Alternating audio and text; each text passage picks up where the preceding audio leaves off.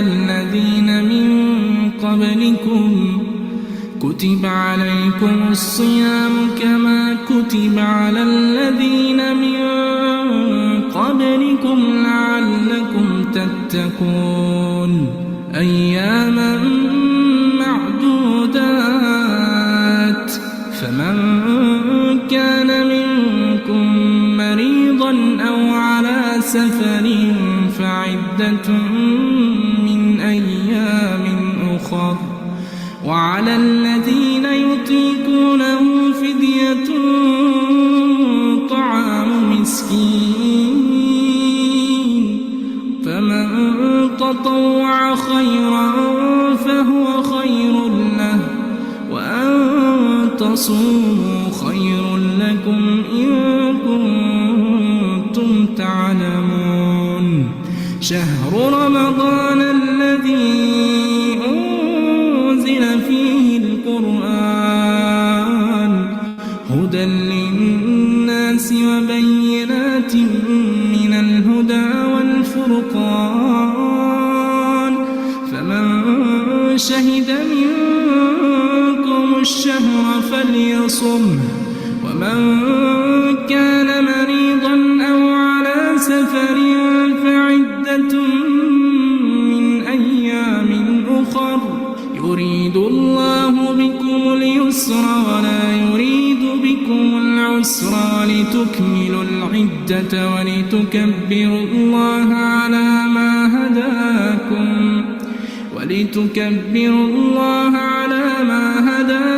ولعلكم تشكرون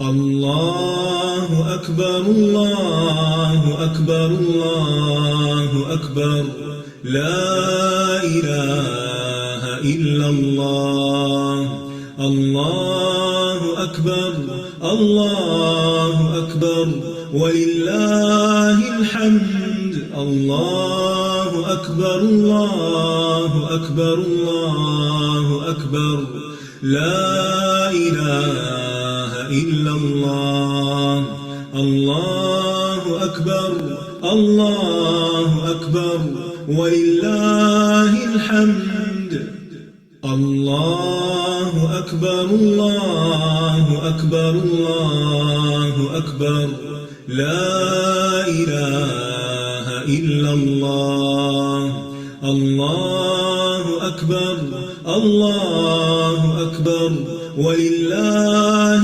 الحمد الله أكبر الله أكبر الله أكبر لا إله إلا الله الله أكبر الله أكبر ولله الحمد الله أكبر الله أكبر الله أكبر لا إله إلا الله الله أكبر الله أكبر ولله الحمد الله أكبر الله أكبر الله أكبر لا إله إلا الله الله أكبر الله أكبر ولله الحمد الله أكبر الله أكبر الله أكبر لا إله إلا الله الله أكبر الله أكبر ولله الحمد الله أكبر الله أكبر الله أكبر لا إله إلا الله الله أكبر الله أكبر ولله الحمد الله أكبر الله أكبر الله أكبر لا إله إلا الله الله أكبر الله أكبر ولله الحمد الله.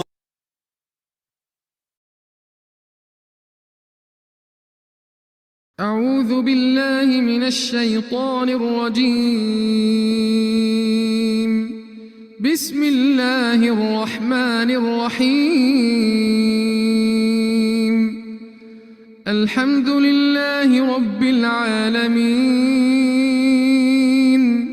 الرحمن الرحيم مالك يوم الدين إياك نعبد وإياك نستعين اهدنا الصراط المستقيم صراط الذين أنعمت عليهم غير المغضوب عليهم ولا الضالين.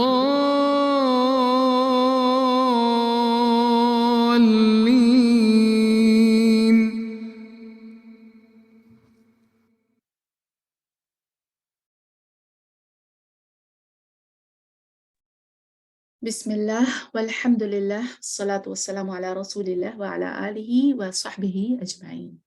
رب اشرح لي صدري ويسر لي أمري واحلل عقدة من لساني يفقه قولي رب زدني علما اللهم فقهنا في الدين رب يسر ولا تعسر وتمم بالخير وبك نستعين يا فتاه اللهم وفقنا لما تحب وترضى اللهم اهد قلبي وسدد لساني واسلل سخيمة قلبي آمين يا رب العالمين. السلام علیکم ورحمۃ اللہ وبرکاتہ. میری پیاری پیاری سی بہنیں کیسی ہیں؟ الحمدللہ میں اچھی ہوں الحمدللہ. جزاک اللہ خیرن کثیرا سسٹر فاطمہ پوچھنے کے لیے. الحمدللہ بہت ہی خوبصورت دنوں میں داخل ہو چکے ہیں، سال کے انتہائی خوبصورت دنوں میں اور انتہائی محنت کرنے والے دنوں میں اور کمر بستہ ہونے والے دنوں میں. الحمدللہ اللہ سبحانہ و تعالیٰ سے دعا ہے کہ وہ ہم سب کو توفیق دے، شب قدر کی رات میں ہمیں وہاں تک پہنچا بھی دے، اس کی پہچان بھی کرا دے. کتنا مزہ آئے نا اگر ہم لیلۃ القدر کی رات کو پہچان جائیں. سبحان اللہ کی آج ہی کی رات ہے.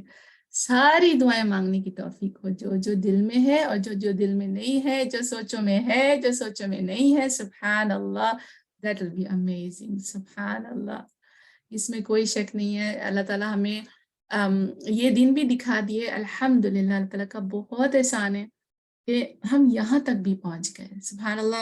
1-2-3 دن پہلے کی بات ہے کہ میری بیٹی کی فرینڈ ہے، اس کی فادر کی ڈیتھ ہو گئی اور وہ کچھ اچانک سے ہی کچھ سلسلہ ہوا ان کا. تو بس دنیا کی رونق حسل بسل اپنی جگہ پہ موجود ہے، مگر اس میں وہ ایک شخص نہیں ہے جس نے شاید پلان کیا تھا کہ میں عید پہ ایسے کروں گا اور بچوں کے لیے ایسے پلان کیے ہیں اور یہ ہے اور ہم یہ کر لیں گے عید میں اور ہم وہ کر لیں گے. تو ہر دن جب ہم صبح اٹھتے ہیں اور آنکھ کھولتے ہیں تو اسی لیے الحمدللہ سے دن کا آغاز کرتے ہیں کہ یہ کتنی بڑی نعمت ہے. پھر یہاں تک رمضان کی راتوں میں پہنچا دینا. دیکھیں خلش تو ہمیشہ رہتی ہے کہ وہ جو کرنا چاہ رہے ہیں نا وہ دل نہ پیٹ بھر نہیں رہا، دل سیر نہیں ہو رہا. فیلنگ آتی ہے یہ کہ بس کچھ اور کرنا تھا، بس تھوڑا سا اور کرنا تھا. یا یہ ہوتا ہے کہ بس اللہ تعالیٰ بس ختم کرے نا آگے نکلیں. کیسی فیلنگ آتی ہے، کیسا دل چاہتا ہے کہ تھوڑا اور کر لیتے نا. 24 گھنٹے کم لگنے لگتے، تھوڑا اور کر لیتے تھوڑا اور کر لیتے. سبحان اللہ. تو یہ فیلنگ رہنی چاہیے نا. یہ فیلنگ انسان کو دیکھیں دنیا میں تو کبھی بھی آپ سیر نہیں ہو سکتے کسی بھی چیز سے.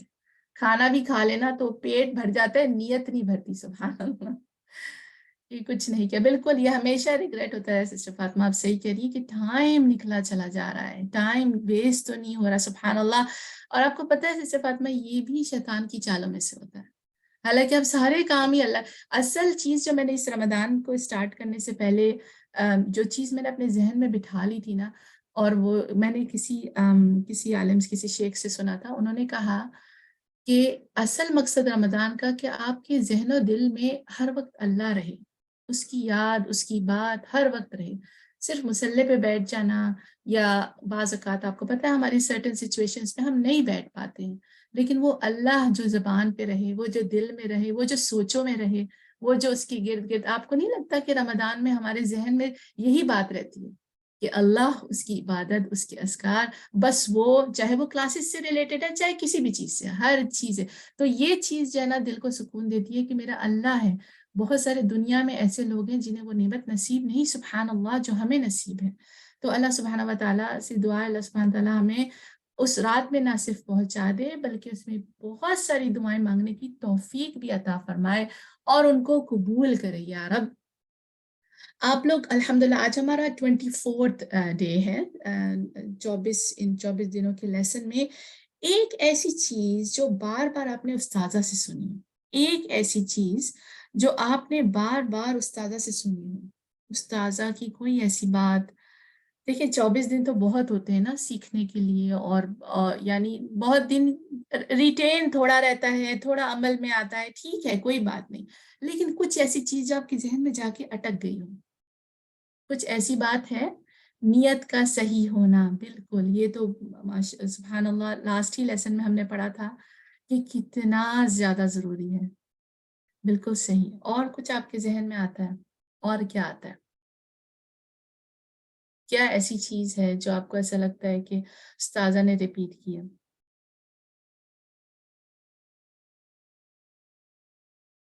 کچھ ایسی چیز جو آپ کو لگا ہو کہ کتنا استاذہ بولتی ہے نا یہ والی بات، صرف اللہ کے لیے کرنا. یہ بھی بالکل صحیح آپ نے کہا سسٹر مریم، استاذہ یہ بات بہت بولتی ہیں کہ آپ کی نیت اور آپ کا اخلاص صرف اور صرف اللہ کے لیے ہو.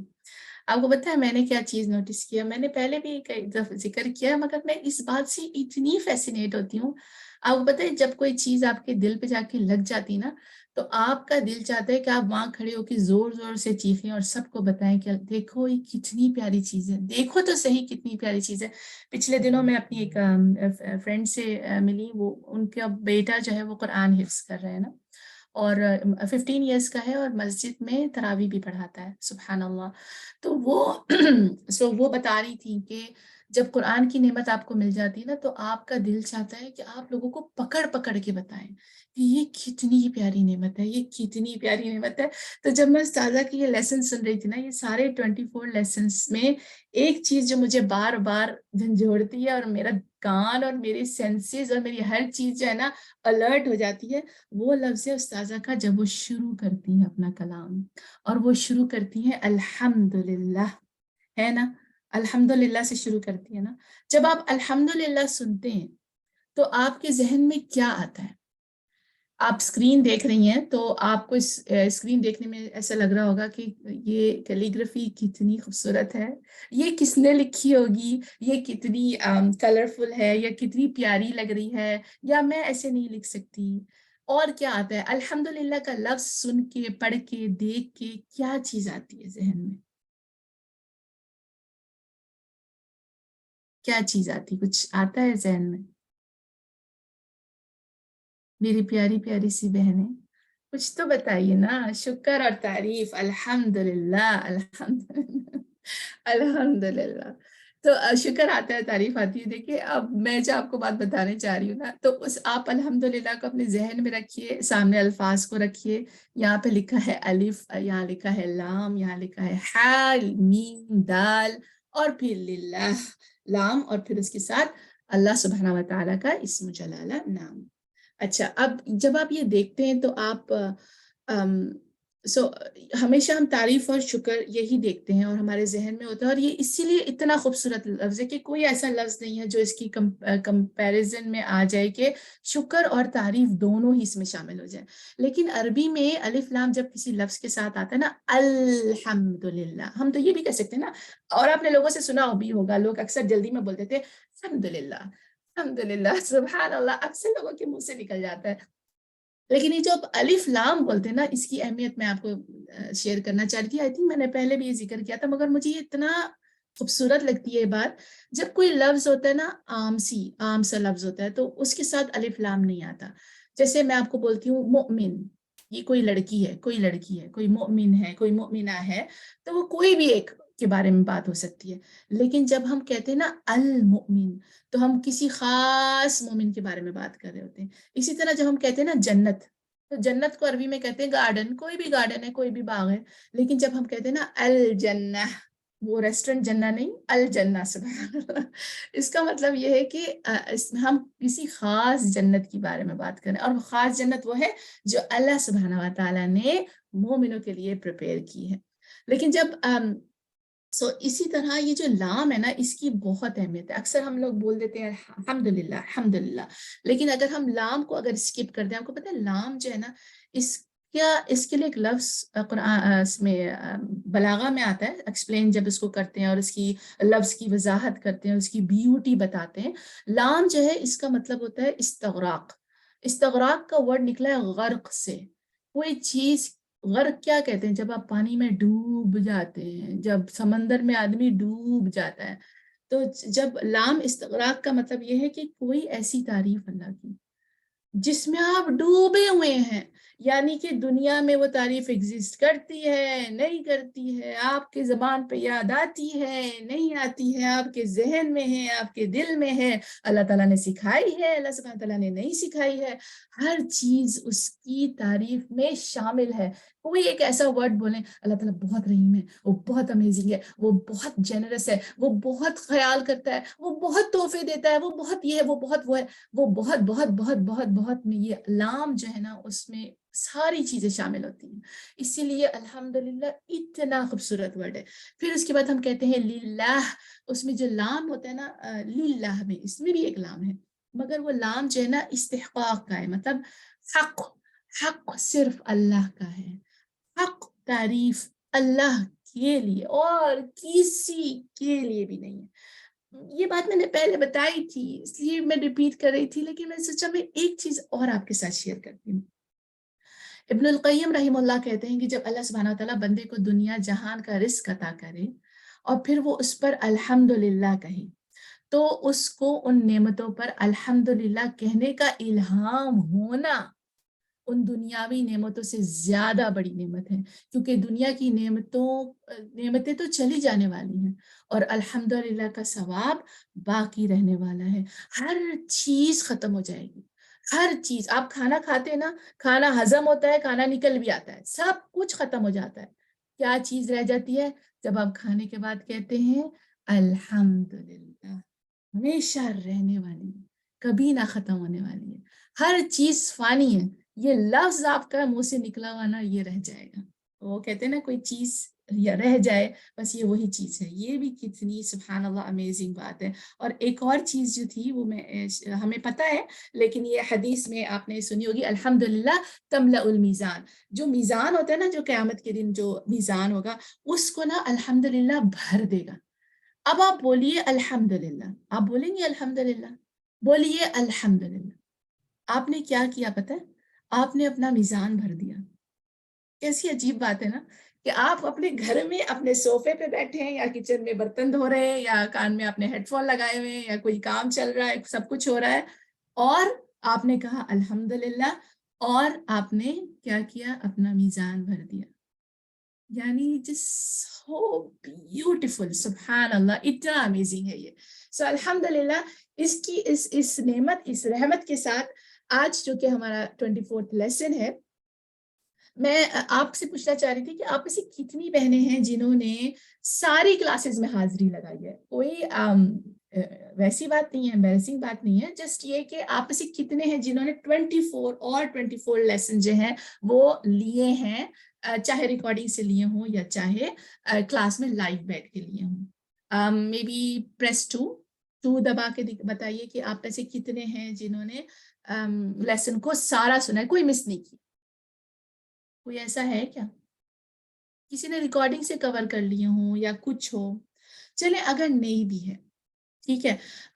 کیا آپ کے دل میں خیال آتا ہے کہ میں لیسن تو سن رہی ہوں مگر میرا عمل نہیں بدلا، پتہ نہیں میرا آنا قبول ہوا نہیں ہوا. کوئی ایسا طریقہ ہو نا جسے یہ پتہ چل جائے کہ میرے آنے اور سیکھنے کی قبولیت کی کوئی امید ہے یا کوئی انڈیکیشن ہوتی ہے. دیکھیں عمل ابھی آپ یہ کہہ رہی ہیں نا کہ ہم ریگولر نہیں آ پا رہے, ٹھیک ہے, یا ہم ریگولر سن نہیں پا رہے. اب آپ کے دل میں یہ ہے کہ یہ کمی تو ہے, لیکن یہ کمی مجھے فیل ہوتی ہے اور میرے دل میں ہے یہ بات, تو یعنی یہ قبول ہوگا کہ نہیں ہوگا. آتی ہے نا سوچیں, آتی ہیں, سبحان اللہ. آپ کو پتہ ہے کہ کوئی ایسا طریقہ ہے جسے یہ پتا چلے کہ آپ کی نیکی یا آپ کا آنا قبول ہوا؟ کچھ ذہن میں آتا ہے یا کسی کو یہ بات پتا ہو کہ کیسے پتا چلے گا مجھے کہ میری نیکی قبول ہوئی ہے؟ چیلنجنگ کوشچن ہے, بڑا مشکل والا کوشچن میں نے آپ سے پوچھا ہے. دوبارہ کرنے کی خواہش. سسٹر سعدیہ, ماشاء اللہ, اللہم بارک, اللہ تعالیٰ آپ کا علم مبارک کرے آپ کو, سبحان اللہ, مزید نیکی کرنے کی توفیق مل جاتی ہے. بالکل صحیح کہہ رہی ہیں آپ سسٹر فاطمہ. بغیر آپ ایون آپ نے جو کلاسز مس بھی کی ہیں, آج پھر آپ سب لوگ جمع ہیں. کیا یہ رحمت نہیں ہے اللہ تعالیٰ کی کہ ایک نیکی سے دوسری نیکی کرنے کی توفیق مل جاتی ہے, ایک کلاس کے بعد دوسری کلاس میں آنے کی توفیق مل جاتی ہے. پھر کلاس کے دوران یا بعد میں آپ کے دل میں احساسات ہوتے ہیں کہ اس میں آپ کے دل میں سکینت نازل ہوتی ہے, آپ کی روح تازہ دم ہو جاتی ہے, آپ کتنا خوش فیل کرتے ہیں نا, دل بدل جاتا ہے کہ دل چاہتا ہے کہ اور کریں. سبحان اللہ. یہ جو دل میں خیال آتا ہے نا کہ روز روز قرآن سنتی ہوں, میرے اندر چینج نہیں آیا, میری خراب عادتیں ابھی تک ہیں, دیکھے نا ڈرامے تو میں ابھی بھی دیکھتی ہوں, لیکن ڈرامے میں دیکھتی تو ہوں لیکن میں وہ عبرت کے لیے دیکھتی ہوں نا, اس میں بڑے لیسن ہوتے ہیں, پتہ ہے آپ کو. اور نہ غیبت نہیں کرتی, لیکن کبھی سننا پڑ جاتی ہے نا, کیا کروں. یہ جو سوچے ہیں نا, یہ وسوسے, ہم نے یہ سیکھا ہے ابھی تک کے لیسن میں کہ سوچے اور یہ وسواس جو ہے یہ شیطان ڈالتا ہے. مگر آپ کو ایک بات پتہ ہے کہ شیطان کے علاوہ کوئی اور دشمن بھی ہے, بہت بڑا. شیطان کے بعد ہمارا سب سے بڑا دشمن کون ہے؟ آپ کو کچھ تھوڑا آئیڈیا؟ نفس. ماشاء اللہ سے الحمدللہ. اگر صرف شیطان کو ہی بلیم کرنا ہو تو میں یہ کہہ سکتی ہوں کہ اللہ معاف کرے, شیطان آ گیا تھا, ورنہ تو میں بالکل ہی فون پہ وقت ضائع نہیں کرتی, اور یوٹیوب پہ تو میں بالکل لف چیزیں دیکھتی ہی نہیں ہوں, سبحان اللہ. لیکن یہ شیطان نا مجھ پہ کبھی کبھی حاوی ہو جاتا ہے. اگر میں نے صرف شیطان کو ہی بلیم کرنا ہوتا نا تو شیطان آخر میں یہ نہ کہتا کہ میں نے تو تمہیں صرف اشارہ کیا تھا, چل کے تو تم خود ہی آئے تھے. سبحان اللہ. تو آج کا جو ہمارا لیسن ہے نا, جس کے بارے میں ہم پڑھیں گے, وہ ہے نفس کے بارے میں, کہ آپ اپنے نفس کو کیسے پہچانیں اور آپ یہ کیسے اس کو کنٹرول, اگر آپ اس کو پہچانیں گے تو ہی اس کو کنٹرول کریں گے, اس کو کنٹرول کرنا ہی آپ کی کامیابی ہے. اور یقین جانیے ہر لمحہ ہر وقت آپ کنٹرول کرتے ہیں. دل تو بڑا چاہ رہا ہے کہ مزے مزے کے پکوڑے کھا لوں, لیکن نفس کیا کہتا ہے؟ کھا لو کوئی بات نہیں. لیکن پھر اس کے بعد ایک اور نفس ہے جو ایک دوسری ٹائپ کا نفس ہے, وہ آپ کو کیا کہتا ہے کہ بس ہاتھ روکو, نماز نہیں پڑھی جائے گی, مشکل ہوگی تم کو. تو یہ بہت ساری چیزیں الحمدللہ آج کے لیسن میں انشاءاللہ ہم پڑھیں گے. آپ سب ریڈی ہیں تو میری پیاری پیاری بہنیں ٹائپ کریں 31. الحمدللہ.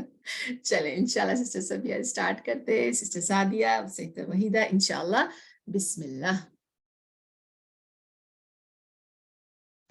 السلام علیکم ورحمۃ اللہ وبرکاتہ. کیا حال ہے سب کا؟ الحمدللہ. تو نماز میں کوئی اچھی سی نیت کی آپ نے؟ کیا سوچا جب آپ نماز کے لیے کھڑی ہوئی کہ میں نماز کی نیت کر رہی ہوں؟ کوئی دل میں کچھ خیال آیا کہ کچھ نہیں؟ چند سیکنڈ کے لیے بھی اگر آپ نماز کے وقت چلیں, تراویح میں تو ایک کے بعد ایک وہ شروع ہو جاتی ہے, لیکن اگر فرض نماز میں کم از کم آپ چند سیکنڈ صرف رک کے اللہ تعالیٰ کی طرف اپنی توجہ کریں. انی وجہت وجہی للذی فطر السماوات والارض حنیفا وما انا من المشرکین, کہ میری اس نماز میں کوئی ریاکاری نہیں ہوئی, یہ صرف اللہ رب العالمین کے لیے ہے. تو انشاءاللہ اس کا لطف بڑھ جائے گا. جب سنتوں کی بات ہو رہی تھی تو اس وقت میں نے بتایا تھا کہ بعض اوقات ایک نماز کے اندر کئی نیتیں بھی کی جا سکتی ہیں. تو یہاں پر سوال یہ ہے کہ کیا تحیت المسجد اور سنت نماز ایک ہی نیت سے ادا کیے جا سکتے ہیں؟ یعنی ایک نماز آپ پڑھ رہے ہیں اور اسی میں آپ کی باقی نماز بھی ہو جائے. اب حکم یہ ہے کہ جو شخص مسجد میں داخل ہوا ہے اسے چاہیے کہ بیٹھنے سے پہلے 2 رکعت نماز پڑھے. یہ ہے حکم. یہ 2 رکعتیں سنت نماز بھی ہو سکتی ہے اور جو فجر کی ہے، مثلا فجر کے وقت داخل ہوا نا، پہلی نماز ہے. تحیۃ الوضو بھی ہو سکتے ہیں، اور جو سنت مؤکدہ ہے وہ بھی ہو سکتی، اور تحیۃ المسجد بھی ہو سکتے ہیں. اور یہ بھی ہو سکتا ہے کہ انسان لیٹ آیا ہو اور فرض نماز شروع ہو چکی ہو تو وہ فرض نماز بھی ہو، یعنی ڈائریکٹ فرض نماز میں ہی شامل ہو گیا ہو.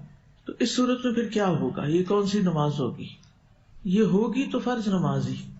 اس میں سنتیں شامل نہیں ہوں گی، داخل نہیں ہوں گی اس کے اندر، کیونکہ فرض اور سنت ملا کے نہیں پڑھے جاتے، فرض اور سنت الگ الگ پڑھے جاتے ہیں. انڈرسٹوڈ؟ ٹھیک ہے نا. اب مثلاً اگر ایک شخص طلوع فجر کے بعد مسجد میں داخل ہوا ہے، یعنی اذان ہوئی فجر کی، وہ اندر آیا، تو کیا وہ تحیۃ المسجد کی 2 رکعت ادا کرے یا فجر کی 2 سنتیں پڑھے؟ کیونکہ نماز پڑھنے کا حکم ہے کیا کہ جب کوئی مسجد میں داخل ہو تو کیا کرے؟ بیٹھنے سے پہلے 2 رکعت پڑھ لے. تو افضل یہی ہے کہ فجر کی 2 سنتوں پر اکتفا کرے، اور یہی 2 رکعتیں تحیۃ المسجد کے قائم مقام ہو جائیں گی، کیونکہ حکم ہے کہ 2 رکعتیں پڑھے اور وہ 2 رکعتیں پڑھ رہا ہے. ٹھیک ہے نا. اسی طرح اگر جماعت کھڑی ہو گئی تھی اور وہ جماعت میں شریک ہو گیا تو وہ بھی تحیۃ المسجد کے قائم مقام ہو جائے گی، یعنی الگ سے پھر پہلے 2 رکعتیں پڑھ کے مسجد کے لیے اور پھر نماز پڑھنے کی ضرورت نہیں، وہ ڈائریکٹ نماز ہی میں شامل ہوگا. اسی طرح اگر آپ نماز کے لیے جاتے ہیں تو جہاں پر امام ہوتا ہے وہیں پر شریک ہو جاتے ہیں.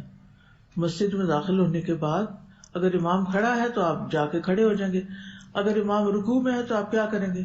اللہ اکبر کہہ کے پہلے ساری کل اللہ تک پڑھ کے پھر رکوع میں جائیں گے؟ نہیں، آپ اللہ اکبر کہہ کے سیدھے رکوع میں چلے ہیں. اگر امام کو آپ نے سجدے میں پایا تو کیا ہوگا؟ اللہ اکبر کہہ کے سیدھا سجدے میں جائیں گے. اگر وہ تحیات پہ ہے تو اللہ اکبر کہہ کے سیدھا بیٹھ جائیں گے، کیونکہ امام کو فالو کرنا ہوتا ہے. ٹھیک ہے. تو حکم کیا ہے؟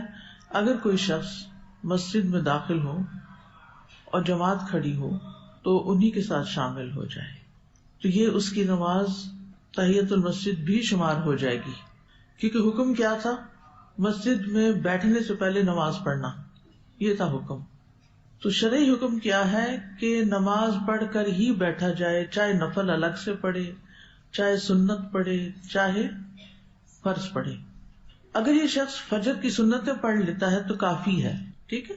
اور اگر دونوں الگ الگ پڑھنا چاہے تو بھی ٹھیک ہے، کہ پہلے آیا ہے مسجد کی نماز پڑھی، پھر اس کے بعد فجر کی سنت پڑھی، پھر امام کھڑا ہوا، پھر اس کے ساتھ کون سی نماز پڑھی؟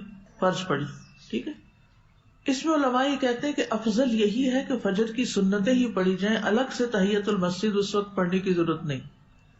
لیکن ہاں، اگر وہ کافی پہلے آ گیا، آدھا گھنٹہ پہلے آ گیا، اور وہ سمجھتا میرے پاس ٹائم ہے اور میں پہلے مسجد کی پڑھ لوں، جیسے ہم حرم میں جاتے ہیں تو کیا ہوتا ہے، دل کیا چاہتا ہے زیادہ سے زیادہ نوافل پڑھے جائیں، تو الگ الگ بھی پڑھنے کی رخصت ہے.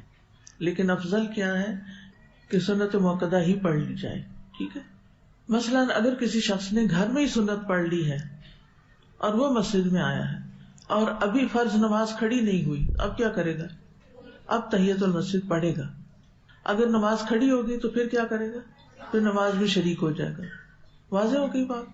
اسی طرح ایک سوال یہ بھی ہے، کیا وضو کے نفل، اذان اور اقامت کے درمیان کی 2 رکعتیں، ان کو تحیۃ المسجد کی نیت سے ادا کیا جا سکتا ہے؟ یعنی یہ 2-3 چیزیں اکٹھی ہو جائیں گی. تو اگر کوئی شخص وضو کر کے مسجد میں داخل ہوا ہو اور اذان ہو چکی ہو تو اس کے لیے درست یہی ہے کہ وہ 2 رکعتیں تحیۃ المسجد، وضو کے نفل اور اذان اور اقامت کے درمیان کی نماز بس 2 رکعتوں میں ہی پڑھ لے، سب کی نیت کر کے. تو انشاءاللہ تینوں نفل نمازوں کا ثواب مل جائے گا اس کو. الگ الگ نہیں کرنے کی ضرورت اس وقت. اچھا پہلے تو میں وضو کے نفل پڑھوں، پھر میں تحیۃ المسجد پڑھوں، پھر میں اذان اور اقامت کے بیچ کی نماز 2 رکعت، اس کی ضرورت نہیں. 1-2 رکعتیں جو ہیں اس میں ساری نیتیں شامل کی جا سکتی ہیں، لیکن فرض کے ساتھ نہیں. آپ یہ نہیں کر سکتے کہ فرض نماز میں باقی نمازیں بھی شامل کر لیں، فرض نماز الگ ہی ہوتی ہے. نحمده ونصلی علی رسولہ الکریم، اما بعد فاعوذ باللہ من الشیطان الرجیم بسم اللہ الرحمن الرحیم اللہم لک الحمد کلہ ومنک الفضل کلہ وإلیک یرجع الامر کلہ وبیدک الامر کلہ فأہل انت ان تحمد وأہل انت ان تعبد وانت الرب الرؤوف الرحیم لک الحمد حمدا کثیرا طیبا مبارکا ملء السماوات وملء الارض وملء ما بینہما وملء ما فوقہما وملء ما شئت من شیء بعد۔ اے اللہ، تیرے ہی لیے تمام قسم کی حمد ہے، تمام فضل و کرم تیری ہی طرف سے ہے، تمام کے تمام معاملات تیری طرف ہی لوٹائے جاتے ہیں اور تمام قسم کے معاملات تیرے ہاتھ میں ہیں۔ تو لائق ہے کہ تیری حمد کی جائے، تو اس لائق ہے کہ تیری عبادت کی جائے، اور تو شفقت کرنے والا مہربان رب ہے۔ تیرے لیے بہت پاکیزہ اور بابرکت حمد ہے، آسمانوں اور زمین کو بھر کر اور ان دونوں کے درمیان کی فضا کو بھر کر اور جو ان دونوں کے اوپر ہے اس کو بھر کر، اور اے اللہ جو تو چاہتا ہے اس کو بھر کر، یعنی اتنی زیادہ ہم تیری حمد کرتے ہیں، تیرا شکر ادا کرتے ہیں، تیری تعریف کرتے ہیں اور دل سے کرتے ہیں۔ نحن نقص عليك أحسن القصص بما أوحينا إليك هذا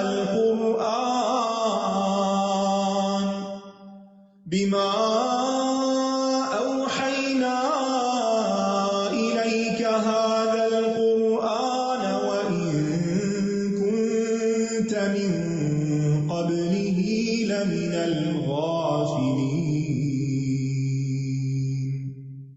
پچھلے سبق میں ہم نے پڑھا کہ جب قابیل نے حابیل کو قتل کا ارادہ کیا تو حابیل نے اسے کئی انداز سے واضح و نصیحت کی۔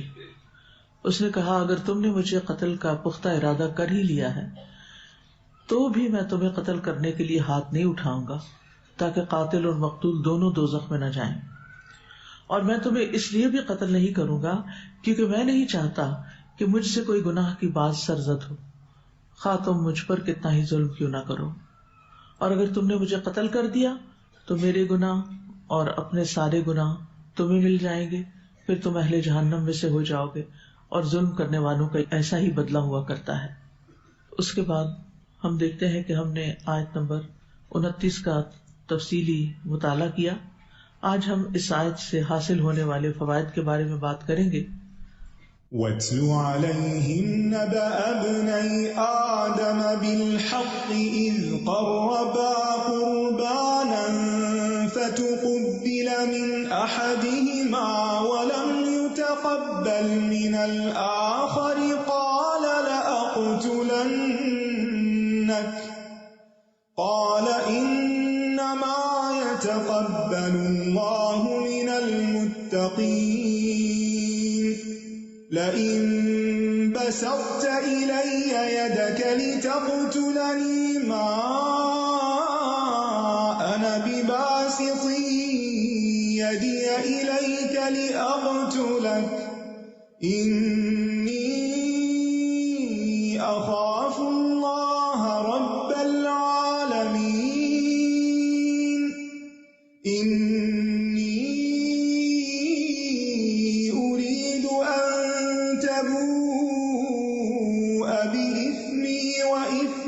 فتكون من أصحاب النار وذلك جزاء الظالمين۔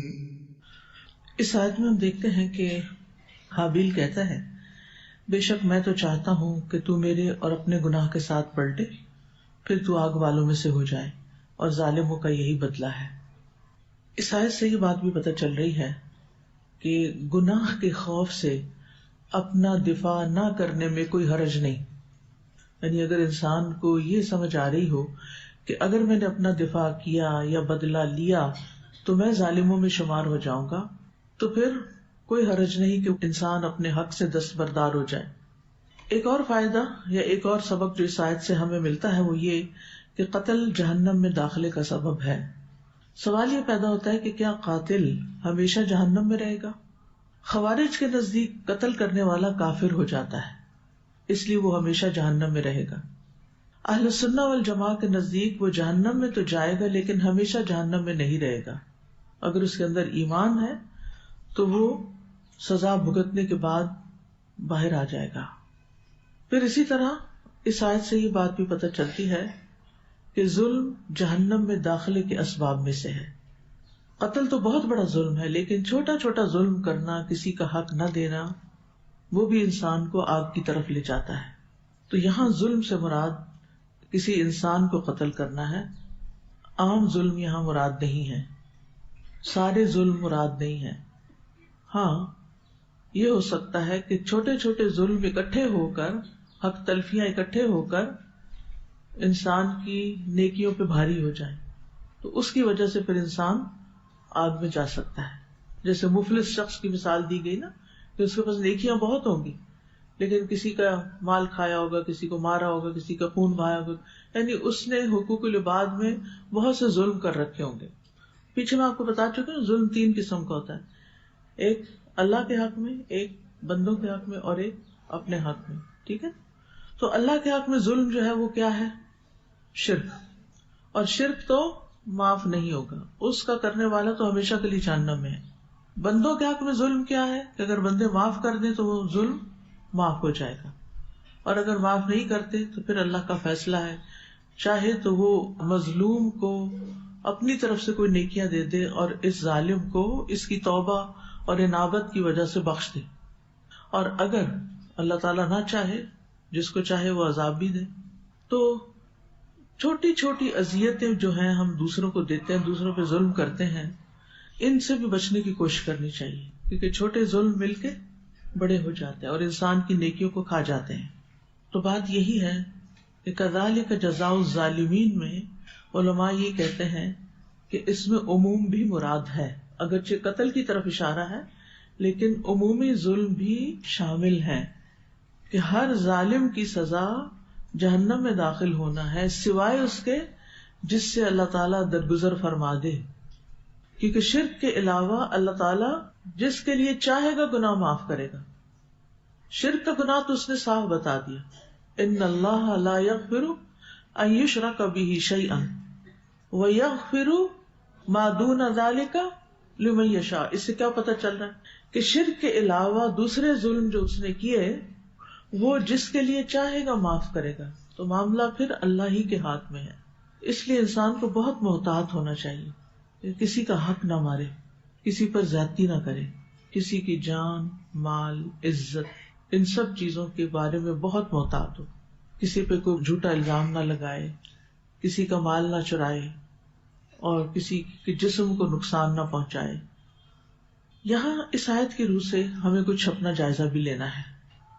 ہم دیکھتے ہیں کہ حابیل نے اس آیت میں جو آخری بات کی، انی ارید ان تبوء باسمی واسمک فتکون من اصحاب النار وذلک جزاء الظالمین، کیا اس نے آغاز اس سے کیا تھا کہ آخری وار کے طور پر یہ بات کہی تھی؟ آخری بار.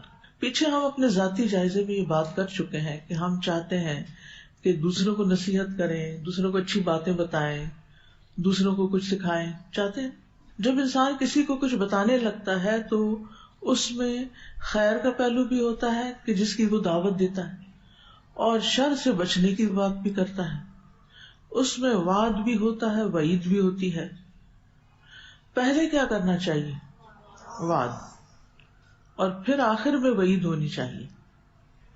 یہ بہت اہم بات ہے. تو اس میں ہم دیکھتے ہیں کہ یہ جو ہے حابیل، اس نے یہ بات سب سے آخر میں کہی تاکہ شاید اتنی سخت بات کو سن کر وہ باز آ جائے اپنے ارادے سے. تو اس میں آپ دیکھیے کہ اگر کوئی شخص ابتدائی مرحلے پر کام نہیں کرتا، پیچھے میں آپ کو بتا چکی ہوں کہ انسان کو اگر کسی کو کوئی بات سکھانا ہے، سمجھانا ہے، تو اس کے ساتھ اپنے ریلیشن شپ کو اچھا کرے، ٹرسٹ بلڈ کرے. آپ اس کے لیے دل سے خیر خواہ ہوں، آپ حکمت کے تقاضے کے ساتھ بات کریں. اس وقت بات کریں جب آپ سمجھیں کہ دوسرا سننے کے قابل ہے. اور پھر اپنے اوپر مسلسل چیک رکھیں کہ آپ اگر کسی کو ڈائریکٹ یا انڈائریکٹ کوئی نصیحت کر رہے ہیں تو اس پر خود کتنا عمل کرتے ہیں، اور پھر اس کے پیچھے آپ کی نیت کیا ہے. بعض اوقات میرے ساتھ ایسے ہوتا ہے کہ جیسے میں کوئی لیکچر دینے کے لیے کہیں گئی ہوں تو لوگ راہ چلتے آتے آتے مجھے بیچ میں لقمے دے رہے ہوتے ہیں، یہ بات ضرور کہیے گا آج میری بیٹی آئی بھی ہے اور وہ حجاب نہیں کرتی تو آپ نے حجاب پہ ضرور بات کرنی ہے. اب چاہے میرا ٹاپک حجاب ہو یا نہ ہو، اب کیا میرے لیے ضروری ہے کہ میں ان کی نصیحت پر عمل کروں جو مجھے اس وقت مشورہ دیا جا رہا ہے؟ تو بات یہ ہے کہ آپ جب بھی بات کریں پوری سنسیئرٹی کے ساتھ بات کریں، اس بات پر پہلے خود عمل کریں، وہ کام پہلے خود کریں اور اس کو کرنے کی بھرپور کوشش بھی کریں، الا یہ کہ کوئی مجبوری ہو، کوئی عذر ہو، وہ اور بات ہے. اور پھر ایک ریلیشن شپ بلڈ کریں، دوسروں کی خیر خواہی کریں. اگر آپ کا ریلیشن شپ اچھا نہیں ہے نا کسی کے ساتھ تو آپ کی بات اثر کر ہی نہیں سکتی. کیوں؟ اس لیے کہ وہ آپ کی ہر بات کو الٹ لے گا. جو آپ کہیں گے وہ سمجھے گا کہ یہ اپنے کسی مطلب کے لیے بات کہہ رہا ہے، یا وہ سمجھے گا کہ یہ مجھے کوئی بل پھیر دے کے بات کر رہا ہے، یہ مجھ سے کچھ چھپا رہا ہے، یا مجھے ٹانٹ کر رہا ہے، یا کوئی بھی اور اس کے دل میں بدگمانی ہو سکتی ہے. یا وہ آپ کو اپنے گھر کے اندر دیکھتا ہے کہ آپ نے خود کبھی وقت پہ نماز نہیں پڑھی اور آپ اس کو کہہ رہے ہیں کہ آپ وقت پہ نماز پڑھنے جائیں. بچوں کے ساتھ بھی ایسے مار سے آغاز نہیں کریں، ڈانٹ سے آغاز نہیں کریں، بلکہ پہلے سکھائیں. ابتدا میں جب بچہ غلطی کرتا ہے نا تو اس وقت پہلے اپنا جائزہ لیں کہ کیا آپ نے اپنا حق ادا کر دیا، آپ نے اس کو سکھایا تھا، آپ نے اس کو بتایا تھا، اس کو آلریڈی یہ بات سمجھ آ چکی ہے، کیا اس کے بعد یہ کوئی غلط کام کر رہا ہے یا پھر بچہ لا علمی میں کر رہا ہے. یہ بھی تو ہوتا ہے نا کہ بعض بچے لا علمی میں غلطی کر رہے ہوتے ہیں. بعض اسٹاف ممبرس کو پالیسی کا پتہ ہی نہیں ہوتا کہ انہیں کون سا کام کیسے کرنا ہے، انہیں ٹریننگ ہی نہیں دی گئی ہوتی، اور ہم خود سے زیوم کر لیتے ہیں، خود ہی ہم ان سے توقع رکھ بیٹھتے ہیں کہ یہ تو انہیں پتہ ہی ہونا چاہیے. کئی دفعہ ایسا تو لوگ تانا بھی دیتے ہیں اگر کسی کو ہے نا سوری مجھے پتا نہیں تھا. کیوں نہیں پتا تھا؟ تمہیں پتا ہونا چاہیے. کتنے عام ہیں یہ جملے. بالکل ٹھیک ہے پتا ہونا چاہیے تھا لیکن نہیں پتا تھا. اب مثال کے طور پر آپ دیکھیں کہ آپ گھر میں موپ لگا رہی ہیں اور فرش گیلا ہے، جس رخ پہ آپ کھڑی ہیں وہاں سے تو سارا گیلا نظر آ رہا ہے، لیکن ایک دوسرا شخص گھر سے باہر سے اندر آ رہا ہے، اس کو فرش سوکھا نظر آ رہا ہے. اب وہ اندر داخل ہوا ہے، آپ کیا کریں گی؟ کیسے پیش آئیں گے؟ تمہیں نظر نہیں آ رہا، اور ہو سکتا ہے آپ اس سے فرینک ہو تو اس سے بڑا ٹائٹل کو دے دیں، اندھے ہو. ہم سخت سے سخت باتیں بھی پہلے ہی محلے میں کر جاتے ہیں، حالانکہ چھوٹی سی بات ہوتی ہے، اس کو آرام سے ریزالو کیا جا سکتا ہے. آپ زبان سے ایک لفظ نہ کہیں، صرف وہ ماپ اٹھا کے دکھا دیں کہ یہ ماپ لگ رہا ہے. باہر کے ملکوں میں تو وہ ایک پلیٹ ہوتی ہے وہ رکھ دی جاتی ہے، آئیکن رکھ دیا جاتا ہے ویٹ فلور، تاکہ لوگ خود ہی احتیاط کر لیں. لیکن ہو سکتا ہے کہ کوئی اوپر دیکھ کے جا رہا ہو، کوئی اپنے خیالوں میں ہو، کوئی جلدی میں ہو. بعض اوقات ایسا بھی ہوتا ہے لوگوں کو گھر آ کے جلدی واش روم یوز کرنا ہے. تو ان ساری سچویشنز کو سمجھنا نہیں چاہیے. کیا خیال ہے؟ سمجھنے کے بعد ری ایکشن شو کرنا چاہیے نا. تو آپ اپنے لیے سوال لکھیں کہ میرے ری ایکشنز یا میرے ریسپانسز کیا سوچے سمجھے ہوتے ہیں یا جلد بازی پر مشتمل ہوتے ہیں. یعنی جب میں کسی کو کوئی بات کہتی ہوں، کوئی نصیحت کرتی ہوں تو کیوں کرتی ہوں. تو اب آپ دیکھیں کہ جو بات حابیل نے آخر میں آ کے کہی، اگر آپ لوگوں کو پہلے جملے میں یہ بات کہیں گے درس دیتے ہوئے کہ یہ کام کرو ورنہ جہنم میں جاؤ گے، تو پھر کیا ہوگا؟ اگلے دن شاید وہ درس سننے نہ آئے آپ کا. اب آپ کہیں گے لوگ اتنے خراب ہیں کہ ان کو ذرا دلچسپی نہیں ہے دین کی بات سننے سے، وہ شکر نہیں کرتے ان کے محلے میں قرآن کا درس دیا جا رہا ہے اور وہ ٹس سے مس نہیں ہوتے، گھر سے نہیں نکلتے. سارا بلیم ہم کس کو کر رہے ہوتے ہیں؟ سارا الزام ہم دوسروں کو دے رہے ہوتے ہیں. بچوں کو بھی پہلے مرحلے پر اللہ کا ڈر ڈالا جاتا ہے. ٹھیک ہے اللہ کا خوف بہت سی برائیوں سے روکتا ہے، لیکن اس سے پہلے یہ تو بتائیں اللہ ہے کون، کنیکشن تو ڈیولپ کریں. یہ بتائیں کہ اس کے ساتھ ہمارا کیا تعلق ہے، پھر اس کی نعمتیں گنوائیں. بچپن سے ہی اللہ کی نعمتیں گنوائیں کہ دیکھو کتنی چیزیں اللہ نے دی ہیں. میں جب اپنے بچوں کے ساتھ کھانے کی ٹیبل پہ بیٹھتی تھی تو جیسے ایک اورنج کھولا تو اس میں بھی دکھاتی ہوتی تھی ان کو کہ دیکھو اللہ تعالیٰ نے جوس کا ایک ایک ڈراپ آپ کے لیے پیک کر کے بھیجا ہے, کتنا خوبصورت. وہ آپ کھولتے ہیں نا جب اس کو, بالکل ایسے لگتا ہے جیسے ایک ایک ڈراپ الگ سے ایک چھوٹی جھلی میں پیکنگ میں پیک ہو کے یہاں ساتھ لگا ہوا ہے. انسانوں میں کوئی ایسی سوفسٹیکیشن ہے کہ اس لیول پہ جا کے ہمارے لیے کوئی فوڈ تیار کرے, اور اتنی محنت سے اور اتنے پیار سے. اللہ پہ پیار آتا ہے. اور اسی طرح کے بے شمار چیزیں ہیں, کھانوں کے رنگ ہی سے دیکھنے, یعنی ہر روز کو نئی بات ہونی چاہیے کہ جو بچے توجہ سے سنیں. تو بچوں کو اللہ سے ڈرانے سے پہلے اللہ کی پہچان کروائیں, اللہ کی نعمتیں یاد کرائیں, اللہ کی جنت کے بارے میں بتائیں, اور پھر اس کے ساتھ ساتھ یہ بھی بتائیں کہ جو اچھا بچہ نہیں ہوتا اللہ تعالیٰ اس سے ناراض ہو جاتے ہیں. اور پھر کیوں ناراض ہوتے ہیں, ان کا حق ہے کہ وہ ناراض ہوں. اور پھر اگر کوئی بالکل نہیں مانتا, توبہ نہیں کرتا, پھر اس کو سزا بھی دیتے ہیں, اور اس کی سزا یہ ہے. تو یاد رکھیے, اگر ہم کسی کو پہلی ہی ملاقات پر, پہلی ہی تعلیم کے موقع پر سخت سے سخت بات کر جائیں گے تو یہ چیز اس کے اندر سرکشی پیدا کر دے گی, ضد پیدا کر دے گی, اور وہ پھر کیا کہے گا, اچھا ایسا ہے تو ایسے ہی, پھر میں نہیں آتا. تو رشتہ داروں سے اعتماد کی فضا بنائے بغیر ایسے جملے کہنا خطرے سے خالی نہیں ہے. چاہے لڑائی جھگڑے کا موقع ہو, چاہے غصہ نکالنے کا کوئی وقت ہو, چاہے نصیحت کا وقت ہو, کوئی بھی وقت. یعنی آپ صرف یہ ایکسکیوز نہیں کر سکتے کہ مجھے غصہ آ گیا تھا اس لیے میں نے ایسا کیا. غصے میں ہی انسان ایسی باتیں کرتا ہے. پھر اسی طرح جیسے پہلے بھی بات ہوئی تھی کہ جب آپ کسی کو یہ سب کچھ کہیں تو خود اپنے اندر تزکیے کی محنت سے گزریں, اپنا محاسبہ کرتے رہیں, اور اس سلسلے میں محنت سے کام لیں. آپ کے جملے صرف لفظ نہ ہو, آپ کے دل کی آواز ہو, آپ کے احساسات کے ترجمان ہو. میں یہ باتیں کیوں کروں, کیا یہ ریلیونٹ ہے یا کوئی ان کا تعلق بنتا ہے اس قصے سے؟ حابیل یہاں ایک بہت پائس انسان کی طرح, باوجود اس کے کہ اس کے اندر قدرت ہے کہ مقابلہ کر سکے, وہ کس طریقے سے اپنے بھائی کو سمجھا رہا ہے, اور ایک بھائی کو یا ایک بہن کو, اپنے بھائیوں کو بہنوں کو کس طرح سمجھانا چاہیے. اس میں ہمارے لیے بہت سے سبق ہیں. تو کنتم خیر امۃ اخرجت للناس تأمرون بالمعروف وتنہون عن المنکر. یہ امت کی پہچان ہے. کیا؟ امر بالمعروف و نہی عن المنکر. ہمیں کسی نہ کسی لیول پر, گھر میں یا گھر سے باہر, معاشرتی لیول پر, چھوٹے پیمانے پہ بڑے پیمانے پہ یہ کرنا پڑتا ہے.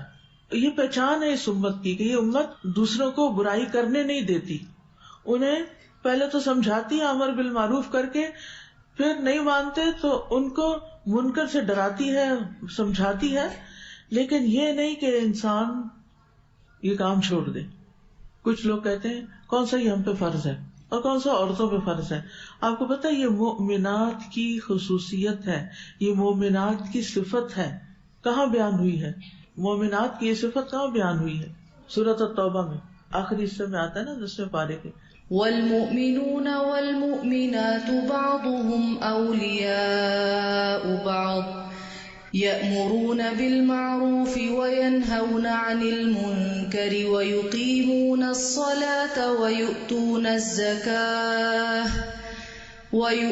الزكاة ويطيعون الله ورسوله أولئك سيرحمهم الله إن الله عزيز حكيم.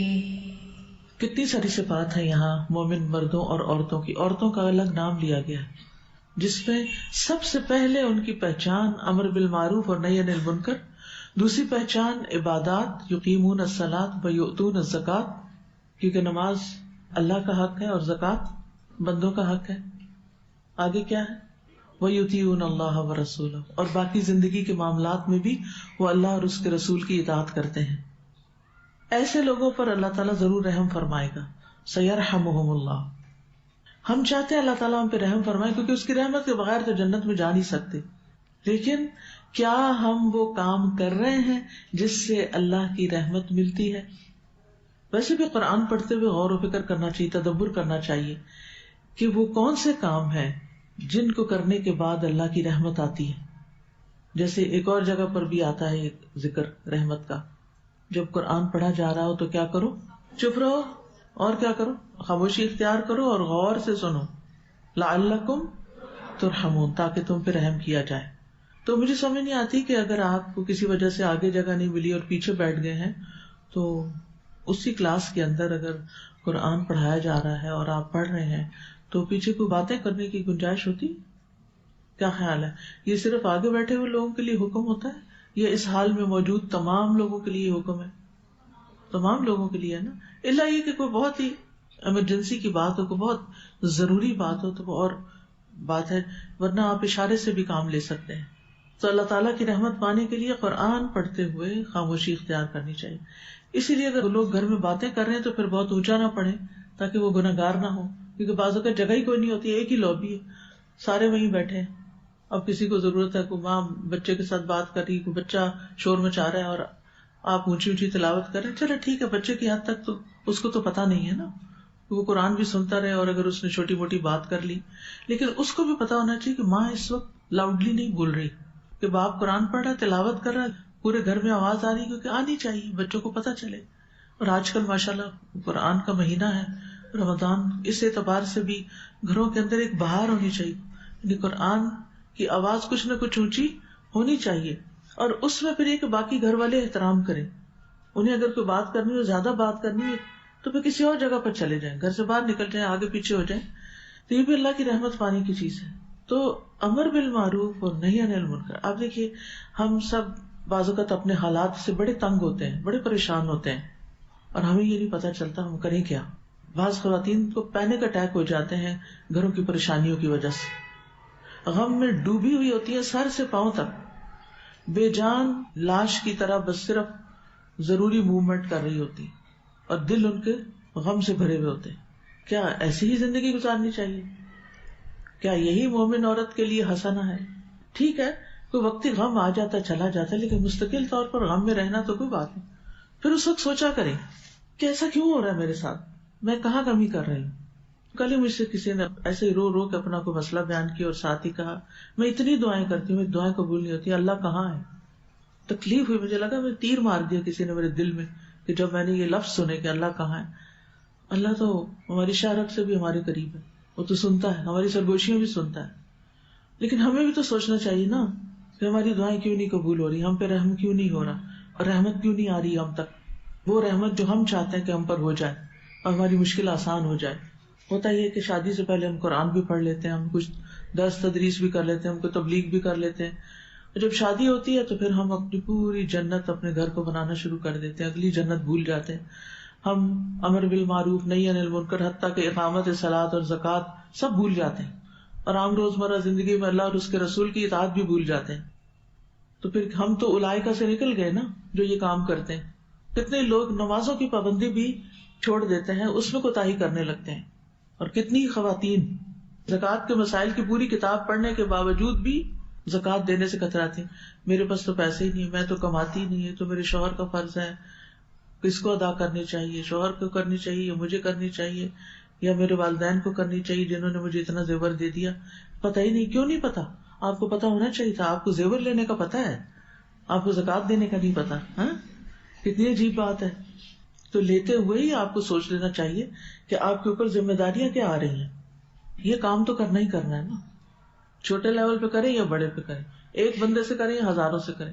امر بالمعروف اور نہی عن المنکر اس امت کا کام ہے، اس کی ذمہ داری ہے، مردوں کی بھی ہے اور عورتوں کی بھی ہے.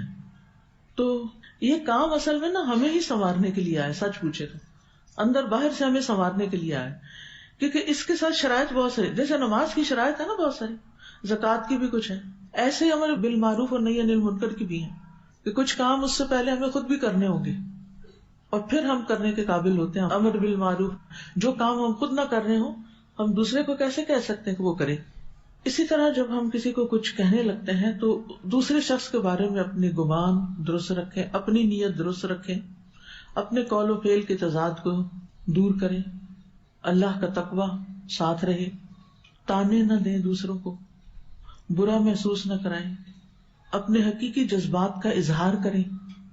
اگر آپ کو ان سے محبت ہے، اگر آپ ان سے خیرخواہی رکھتے ہیں تو اس کا اظہار کریں کہ دیکھو بیٹا، یہ جو تم نماز میں لیٹ ہوتے ہو نا، ایک رکعت تمہاری چلی جاتی ہے، مجھے تمہاری بڑی فکر ہے، میں تمہارے انجام کے بارے میں ڈرتی، مجھے ڈر ہے کہ تمہاری اتنی ساری نیکیاں روز کم ہو جاتی.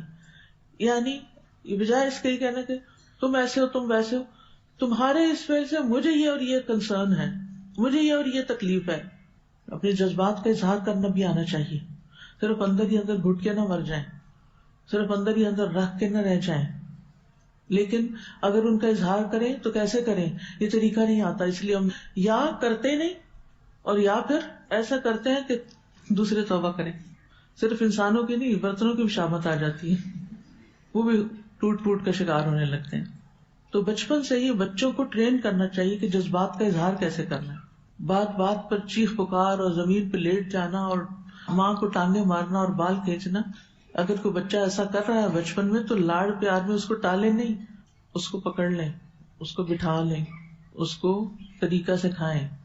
میں تو صاف کہتی ہوں اپنے بچوں، اگر اس طرح بات کرو گے تو بات نہیں مانی جائے گی. اگر آپ آرام سے صحیح سے اپنا نقطہ نظر سمجھاؤ گے تو میں سمجھ جاؤں گی. اگر ماننے کی بات ہوئی تو مانوں گی، اور اگر نہیں ماننے کی ہوگی تو تم جو چاہو کر لو، وہ نہیں مانی جائے گی. بات ختم. یعنی محبت کا اظہار بھی کریں اور اپنی فرمنس بھی شو کریں، جذباتی لہجے بدل دیں. اس کا یہ مطلب نہیں کہ جذبات میں کبھی محبت میں پیار سے لاڈ سے آواز نہ نکالیں یا غصے سے آواز نہ نکالیں. ٹھیک ہے، وہ اپنی جگہ وہ بھی اچھی لگتی ہے، لیکن ہر وقت تانا دینا، ٹانٹ کرنا، دوسرے کو بلٹل کرنا، اس کو برا فیل کرانا اور پھر اس کے ساتھ 10 نصیحتیں کرنا، اسی لیے ہماری کوئی نصیحت اثر نہیں کرتی. پھر ہم نے اپنا یہ بھی جائزہ لینا ہے کہ میں خود دن بھر میں کوئی ایسے کام تو نہیں کرتی جو ظلم کی کیٹیگری میں آتے ہوں، قابل مذمت ہوں. اور پھر یہ کہ میرے اعمال کا دوسروں پر کیا اثر پڑ رہا ہے. تو اپنی ذات کے بارے میں فکر مند ہو ہم کہ جو کچھ ہم کر رہے ہیں، جو بھی ہمارے ایکشنز ہیں. تنہائی کے ایکشنز کے بارے میں بھی ہم نے پڑھا تھا کہ اس میں اگر انسان اکیلے میں حرام کام کرتا ہے لوگوں کی نگاہوں سے بچ کر، تو اس کے باقی اعمال بھی برباد ہونے لگتے ہیں، نیکیاں بھی ضائع ہونے لگتی ہیں. تو اپنی ذات کے حوالے سے، اپنے ریلیشن شپ کے حوالے سے، اپنے کام کے حوالے سے اپنا محاسبہ جاری رکھیں. فطوعت له نفسه قتل أخيه فقتله فأصبح من الخاسرين. تو اس کے نفس نے اپنے بھائی کو قتل کرنا اس کے لیے آسان بنا دیا، سو اس نے اس کو قتل کر دیا، پھر وہ خسارہ پانے والوں میں سے ہو گیا. واعظ و نصیحت کے باوجود، ڈانٹ کے باوجود جب قابیل گناہ کے ارادے سے باز نہ آیا، اس نے اپنے بھائی کی پر اثر نصیحت قبول نہ کی، جو ایسی نصیحت تھی کہ جس کی وجہ سے انسان کے دل میں ایمان اور اللہ کا خوف پیدا ہوتا ہے، آخرت کی سزا یاد آتی ہے. اور ایسا واز جو ایک بھائی ایک خون کے رشتے کی بنا پر اپنے بھائی کو کر رہا ہے، تو پھر کیا ہوا؟ یعنی اس نے یہ بات نہیں مانی، اپنے ارادے سے نہیں ہٹا اور اپنے ظلم کو جاری رکھا. تو اللہ تعالیٰ فرماتے ہیں فَطَوَّعَتْ لَهُ نَفْسُهُ قَتْلَ أَخِيهِ. ایک طرف کیا ہے؟ یہ ساری خیر خواہی ہے، حابیل کی پر اثر نصیحتیں ہیں، اور دوسری طرف اس کے مقابلے میں کیا ہے؟ نفس کی بات سننا، نصیحت نہ سننا، نفس کی آواز سننا، نفس کے پیچھے چلنا. یہاں یہ لفظ بڑا زبردست ہے، طوعت لہو. طوع سورۃ یوسف میں آتا ہے سب والا، یہاں آ رہا ہے طوع لہو نفسہ. تو نفس کی بھی کئی چالیں نا، کہیں سب والا ہوتا ہے اور کہیں طوع ہوتا ہے. قرطبی کہتے ہیں اللہ کے فرمان فطوعت لہو نفسہ کا مطلب ہے کہ اس کے نفس نے اس کے لیے اس کام کو آسان کر دیا. دوسرا معنی ہے اس کو اس پر آمادہ کر دیا، شجاعت دلائی، خوشنما بنا دیا. مجاہد کہتے ہیں کہ اس کے نفس نے اس کی حوصلہ افزائی کی، کر لو کچھ نہیں ہوتا. قتادہ کہتے ہیں اس کے نفس نے اس کو خوشنما بنا کر پیش کیا. کہا جاتا ہے تا الشیء یطوع، یعنی یہ چیز آسان اور مطیع ہو گئی. تو مطلب کیا ہوا کہ قابیل کے نفس نے اس کے بھائی کی نصیحتوں کے باوجود اس کے لیے کام کو آسان بنا دیا، مزین کر دیا، خوشنما کر دیا، اس کو اس کام پر اکسا دیا، اس کا ساتھ دیا، اس کی مدد کی. اب یہ جو باریک فرق ہے سبلت اور طوعت کا، یہ بھی یہاں بیان کرتی جاؤں تاکہ نفس کو آپ سمجھ سکیں کہ نفس ہمارے ساتھ بھی ہے نا، تو ہمیں کس طرح بہکاتا ہے. ان النفس لامارۃ بالسوء، اوہ نفس تو ضرور با ضرور، لام تاکید کا ہے، ضرور با ضرور، امار بہت زیادہ حکم دیتا ہے، کس کا؟ بالسوء، برائی کا. تو ابلیس کے بعد اندر کا دشمن نفس جو ہے وہ معمولی چیز نہیں ہے، اور ہم میں سے ہر ایک کے ساتھ وہ انسان کے اعمال اور ارادوں اور ایکشنز کو اپنے مطیع کرنا چاہتا ہے، اپنے تحت کرنا چاہتا ہے، اور انسان کو مسلسل ایسی چیزوں کا حکم دیتا رہتا ہے جو اس کے لیے نقصان دہ ہے، الا یہ کہ کسی نے نفس کا کیا کر لیا ہو، تزکیہ. سب کو جواب آنا چاہیے تھا، ٹھیک ہے، نفس کا علاج کر لیا ہو یا تزکیہ کر لیا ہو، کیونکہ اللہ تعالیٰ فرماتے ہیں قد افلح من زکاہا. اب جب نفس زکا ہو جائے گا، تزکیہ ہو جائے گا اس کا، تو پھر وہ بہت زیادہ برائی کا حکم نہیں دے گا، وہ نفس لوامہ بن جائے گا جو الٹا ملامت کرے گا غلط کام کرنے پر. اور پھر اگر اس کی ملامت آپ نے سن لی تو وہ نفس کیا بن جائے گا؟ نفس مطمئنہ. اور یہ ہمارا ٹارگٹ ہونا چاہیے کہ ہم نے اپنے نفس کو نفس مطمئنہ بنانا ہے، اس کو قابو کرنا ہے، اس کو ٹیم کرنا ہے، اس کی تربیت کرنی ہے. ہم نے اس کو اپنے اوپر حاوی نہیں ہونے دینا، بلکہ اس کو سیدھا کر دینا ہے. آپ نے دیکھا تھا نا اقوال سلف میں کس طرح وہ اپنے نفس کو خطاب کر کے اپنے آپ کو خود ہی ڈانٹ ڈپٹ کرتے رہتے تھے. نفس آرام طلب ہوتا ہے، نفس چالیں چلتا ہے، بہانے بناتا ہے، چیزوں کو خوشنما بنا دیتا ہے، ایک بری سی چیز کو ایک بہت اچھی چیز بنا کے پیش کرتا ہے. تو نفس کے لیے ایک لفظ آتا ہے سبلت لہو نفسہ، تو یہ ہوتا ہے مشقت اور کوشش کے بغیر کام کا ہو جانا. مشقت اور کوشش کے بغیر، یعنی اس نے مزین کر کے دکھایا کسی چیز کو اٹریکٹیو بنا کے دکھایا تو انسان اس طرح مائل ہو گیا، بات ختم. اور طوعات میں کوشش اور وقت درکار ہوتا ہے. طوعات نفس کو مطیع کرنے میں کوشش اور وقت لگتا ہے. تو قابیل ادھر نصیحتیں سن رہا تھا، اس سے پہلے کبھی دنیا میں کوئی قتل نہیں ہوا تھا، کوئی مرا نہیں تھا، تو ایک عجیب سا یعنی موقع تھا، تو ڈاما ڈول تھا، اور کرتے کرتے کرتے ایک دن اس نے پھر بھائی کو مار ہی ڈالا. نفس حاوی ہو گیا. انسان کے اندر ایک جنگ ہوتی ہے نا، کروں کہ نہ کروں، کروں کہ نہ کروں، کروں کہ نہ کروں. کوئی بھی غلط کام جب ہوتا ہے تو کچھ لوگ کیا کرتے ہیں، نفس کو کنٹرول کر لیتے ہیں. ضبط نفس، جیسے روزے میں آپ نے اپنے آپ کو کنٹرول کیا ہوا نا کھانے پینے سے، کیا خیال، تبھی تو روزہ ہوتا ہے. اسی طرح بعد میں بھی ہم کنٹرول کر سکتے. کیا واقعی ہم کنٹرول کر لیتے؟ نہیں کر پاتے. کتنے لوگ ہیں جو ڈائٹ کرتے ہیں، پھر لوگوں کو بتاتے بھی رہتے ہیں اپنا گلٹ دور کرنے کے لیے، بس ہم وہ چیٹ کر لیا تھا، ہم نے فلاں ہو گیا تھا. کیا ضرورت ہے ان باتوں کی؟ آپ چیٹ بھی کرتے ہیں اور آپ اللہ اعلان ذکر بھی کرتے ہیں. یہ باتیں دوسروں کو سنانے کی تو نہیں، دوسرے سنیں گے تو وہ بھی چیٹ شروع کر دیں گے. تو سبلت لہو نفسہ، یہ سامری کے بارے میں آتا ہے کہ سامری کے لیے بچڑا بنانا ایک آسان کام تھا. اس نے آسانی سے لوگوں کا مال اکٹھا کیا اور ایک بچڑا بنا دیا. لیکن طوعات میں کوشش اور وقت درکار تھا اور شدت کا بھی معنی تھا. اس لیے یہاں قابیل کے معاملے میں طوعات کا لفظ آیا کہ اس کو اپنے نفس کو اس فعل پر آمادہ کرنے میں ایک وقت لگا. اس کی مثال آپ یوں دیکھیے، آپ دو بہنیں ہیں، ٹھیک ہے، ایک بہن الوداع میں پڑھتی ہے، روز قرآن سنتی ہے، اور ایک بہن یونیورسٹی میں پڑھتی ہے اور ایک ایسے ماحول میں رہتی ہے کہ جس میں کوئی اللہ رسول کا نام نہیں. اب ایک ہی کام ہوتا ہے، مثلا کسی کی شادی پہ جانا یا عید کے کپڑے بنانے. اب دونوں میں کیا فرق ہوگا؟ ایک آسانی سے وہ کام کر لے گا جس سے اللہ اور اس کے رسول نے منع کیا، ایسے کپڑے خریدنا، ایسی چیز، ایسی جیولری، ایسا حجاب، ایسے کام کوئی فرق نہیں پڑا، آسانی بغیر کسی تکلف کے چلو کرو، کیونکہ ساری دنیا کر رہی ہے نا ان کے آس پاس. لیکن جو بچی قرآن پڑھ رہی ہے اور روز نصیحتیں سن رہی ہے، وہ اگر ویسا کام کرے گی جو اس نے کیا جس کو علم ہی نہیں، تو اس کو وقت لگے گا وہاں تک آنے میں. یہ چونکہ نصیحتیں سن رہا تھا قابیل، تو کیا ہوا، اس کو وقت لگا اپنے آپ کو آمادہ کرنے میں. اس کے لیے لفظ استعمال ہوا تبع. اس میں شدت کا معنی بھی ہے، یعنی قتل کرنے اور نہ کرنے پر طرح طرح کے خیالات آئے اس کو. مثلا یہ کہ قتل کر دو اس کو، تو اب ضمیر کہتا ہے نہیں قتل نہیں کرنا. پھر خیال آتا ہے میرے ساتھ یہ اتنی بڑا ظلم ہو گیا ہے، اس کی وجہ سے ہوا. پھر ضمیر کہتا ہے نو قتل نہیں کرنا. نفس امارہ کہتا ہے اقتل، لوامہ کہتا ہے لا تقتل. جنگ چلتی رہتی ہے اندر. آپ کے اندر کبھی کسی کام کے لیے کوئی جنگ چلی؟ اکثر ہی ایسے ہوتا ہے. اچھا نفل بیٹھ کے پڑھوں کہ کھڑے ہو کے پڑھوں بھی کہ نہ پڑھوں؟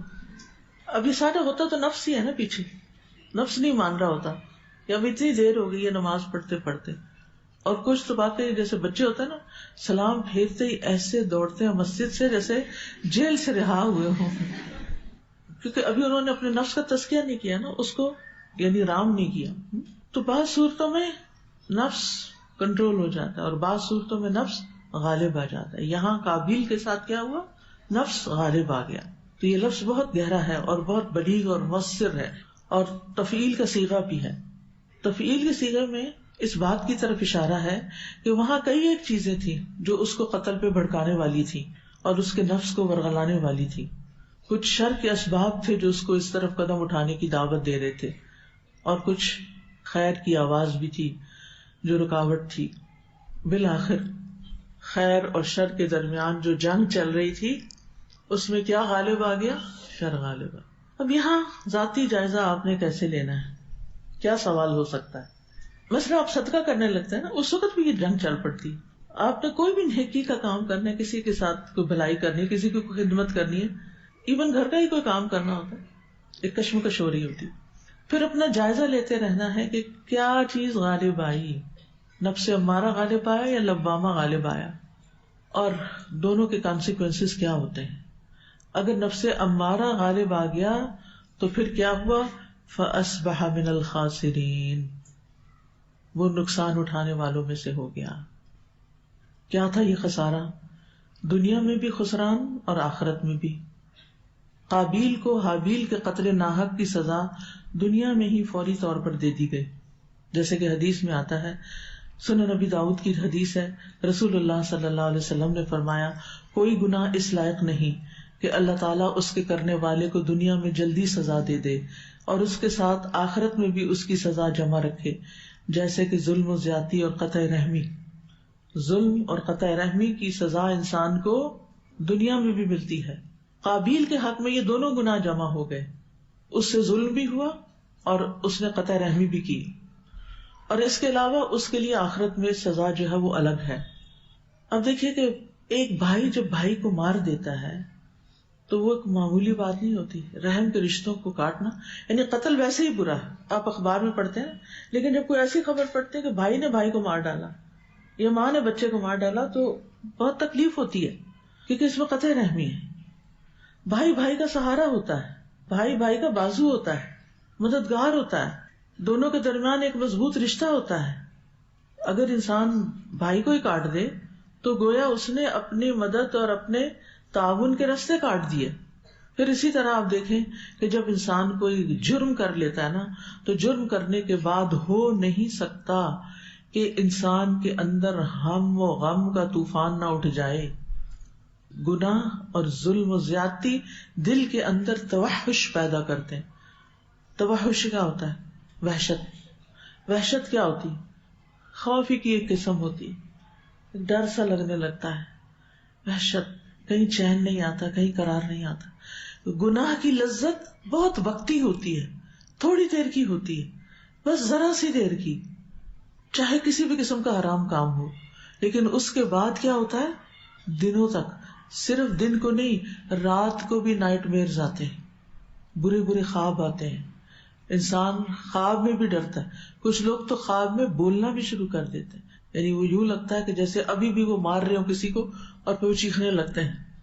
انسان ہدایت سے محروم ہو جاتا ہے، دل سخت ہو جاتا ہے، اور آخرت میں خسارہ غضب، لعنت اور عذاب کی شکل میں ہوگا.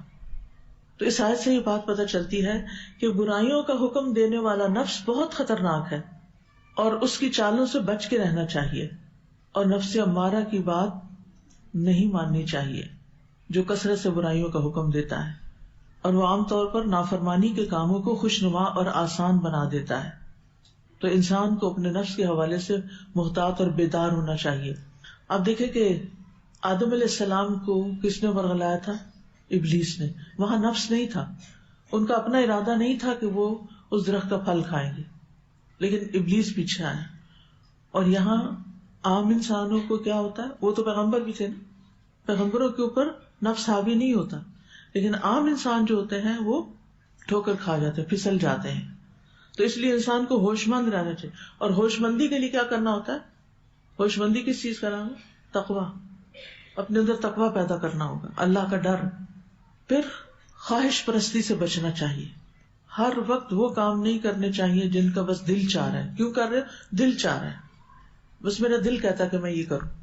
تو دل کو اپنا معبود نہیں بنائیں. افرأیت من اتخذ الہہ ہواہ وأضلہ اللہ علی علم وختم علی سمعہ وقلبہ وجعل علی بصرہ غشاوہ. بھلا آپ نے اس شخص کے حال پر بھی غور کیا جس نے اپنی خواہش نفس کو اپنا الہ بنا رکھا ہے اور اللہ نے علم کے باوجود اسے گمراہ کر دیا. استغفر اللہ. یعنی بعض اوقات علم والے بھی نفس کی خواہش کے تابع ہو جاتے ہیں اور غلط کام کر جاتے ہیں، اور اس کے کان اور دل پر مہر لگا دی اور اس کی آنکھ پر پردہ ڈال دیا. اب اللہ کے بعد کون ہے جو اسے ہدایت دے؟ کیا تم غور نہیں کرتے؟ سورۃ الاعراف میں آتا ہے نا ایک شخص کا قصہ، بلعم بن باعور کا. اس نے کیا کیا تھا؟ اللہ نے اس کو اپنی آیات کا علم دیا. فانسلخ منہا، وہ ان آیات کو اس نے پہ چھوڑ دیا، خیر بات کر دیا. فاتبعہ الشیطان، شیطان پیچھے لگ گیا. فکان من الغاوین، تو بہکنے والوں میں شامل ہو گیا. یہ شخص اپنی کتاب کا عالم تھا، تورات کا، یہ جو بھی کتاب تھی اس کے وقت ہی بنی اسرائیل کا ہی بتایا جاتا ہے. لیکن پھر کیا ہوا؟ اس نے وہ لبادہ جو چڑھایا تھا پڑھ پڑھ کے اتار دیا. اور کتنے لوگ ایسے ہوتے ہیں کہ جو دین پڑھتے اس طرف آتے ہیں، لیکن پھر دنیا کی کشش ان کو دین سے دور کر دیتی. کتنی بچیاں ایسی ہوتی ہیں بڑے شوق سے حجاب لیتی ہیں، نقاب بھی لے لیتی ہیں اور بڑی تقویٰ والی اور پائس ہو جاتی ہیں.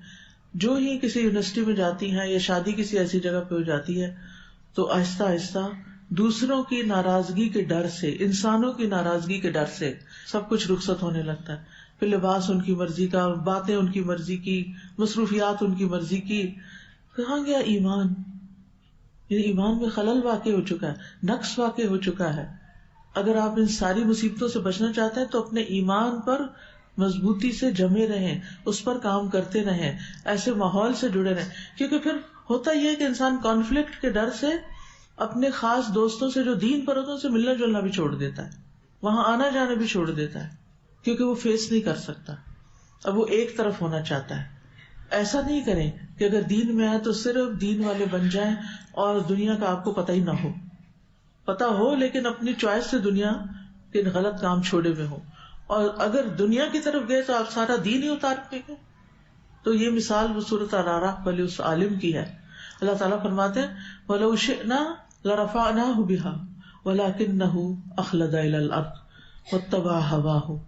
ہم چاہتے تو ان آیات کے ساتھ اس کو بلندی عطا کرتے، لیکن وہ زمین کی طرف جھک گیا، دنیا کی طرف جھک گیا اور اپنی خواہشات کی پیروی کی. ان سے الرٹ ہونا بڑا ضروری ہے. رسول اللہ صلی اللہ علیہ وسلم نے فرمایا مجھے اپنی امت کے بارے میں 3 چیزوں کا ڈر ہے: بخیلی جس کی اطاعت کی جائے، خواہش نفس جس کی پیروی کی جائے. یہ آپ نے اپنی امت کے بارے میں کہا تھا کہ میری امت ایسا کرے گی تو مجھے اس کا ڈر ہے.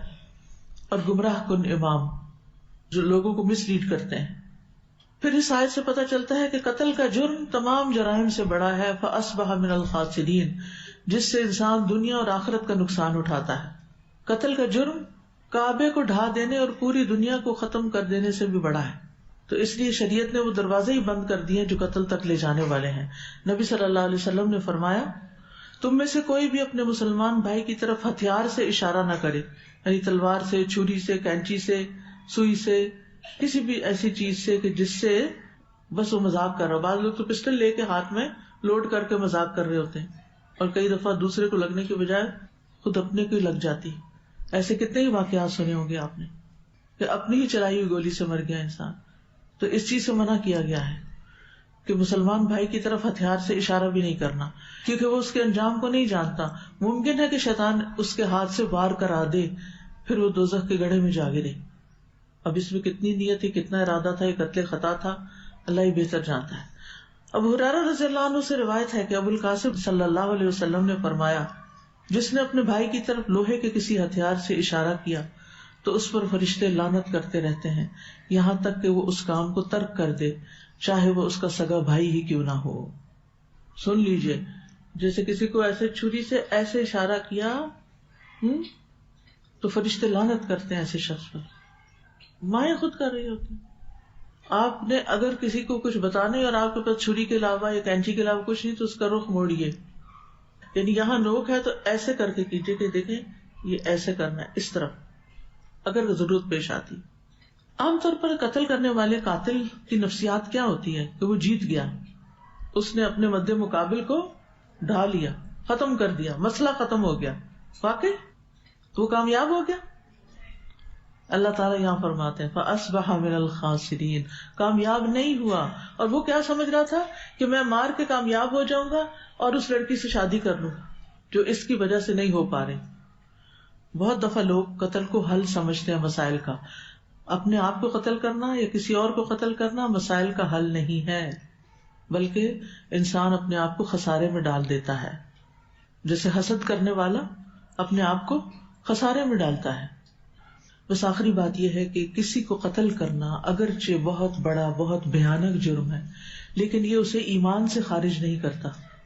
آپ دیکھیے کہ یہاں پر اللہ تعالیٰ فرماتے ہیں فَطَوَّعَتْ لَهُ نَفْسُهُ قَتْلَ أَخِيهِ، وہ بھائی ہی ہے، یعنی اللہ تعالیٰ نے اس کو اخوت کے وصف کے ساتھ متصف کیا ہے. حالانکہ یہاں بیان ہو رہا ہے کہ اس کے نفس نے یہ کام آسان کر دیا اس کے لیے، یعنی اس نے اس کو قتل کر دیا مراد ہے. تو اخوت کا رشتہ پھر بھی باقی ہے. قصاص کے معاملے میں بھی آتا فمن عفی لہ من اخیہ شیء فاتباع بالمعروف، وہاں بھی اخ کا لفظ آتا ہے، بھائی، یعنی اسلامی بھائی چارہ باقی رہتا ہے.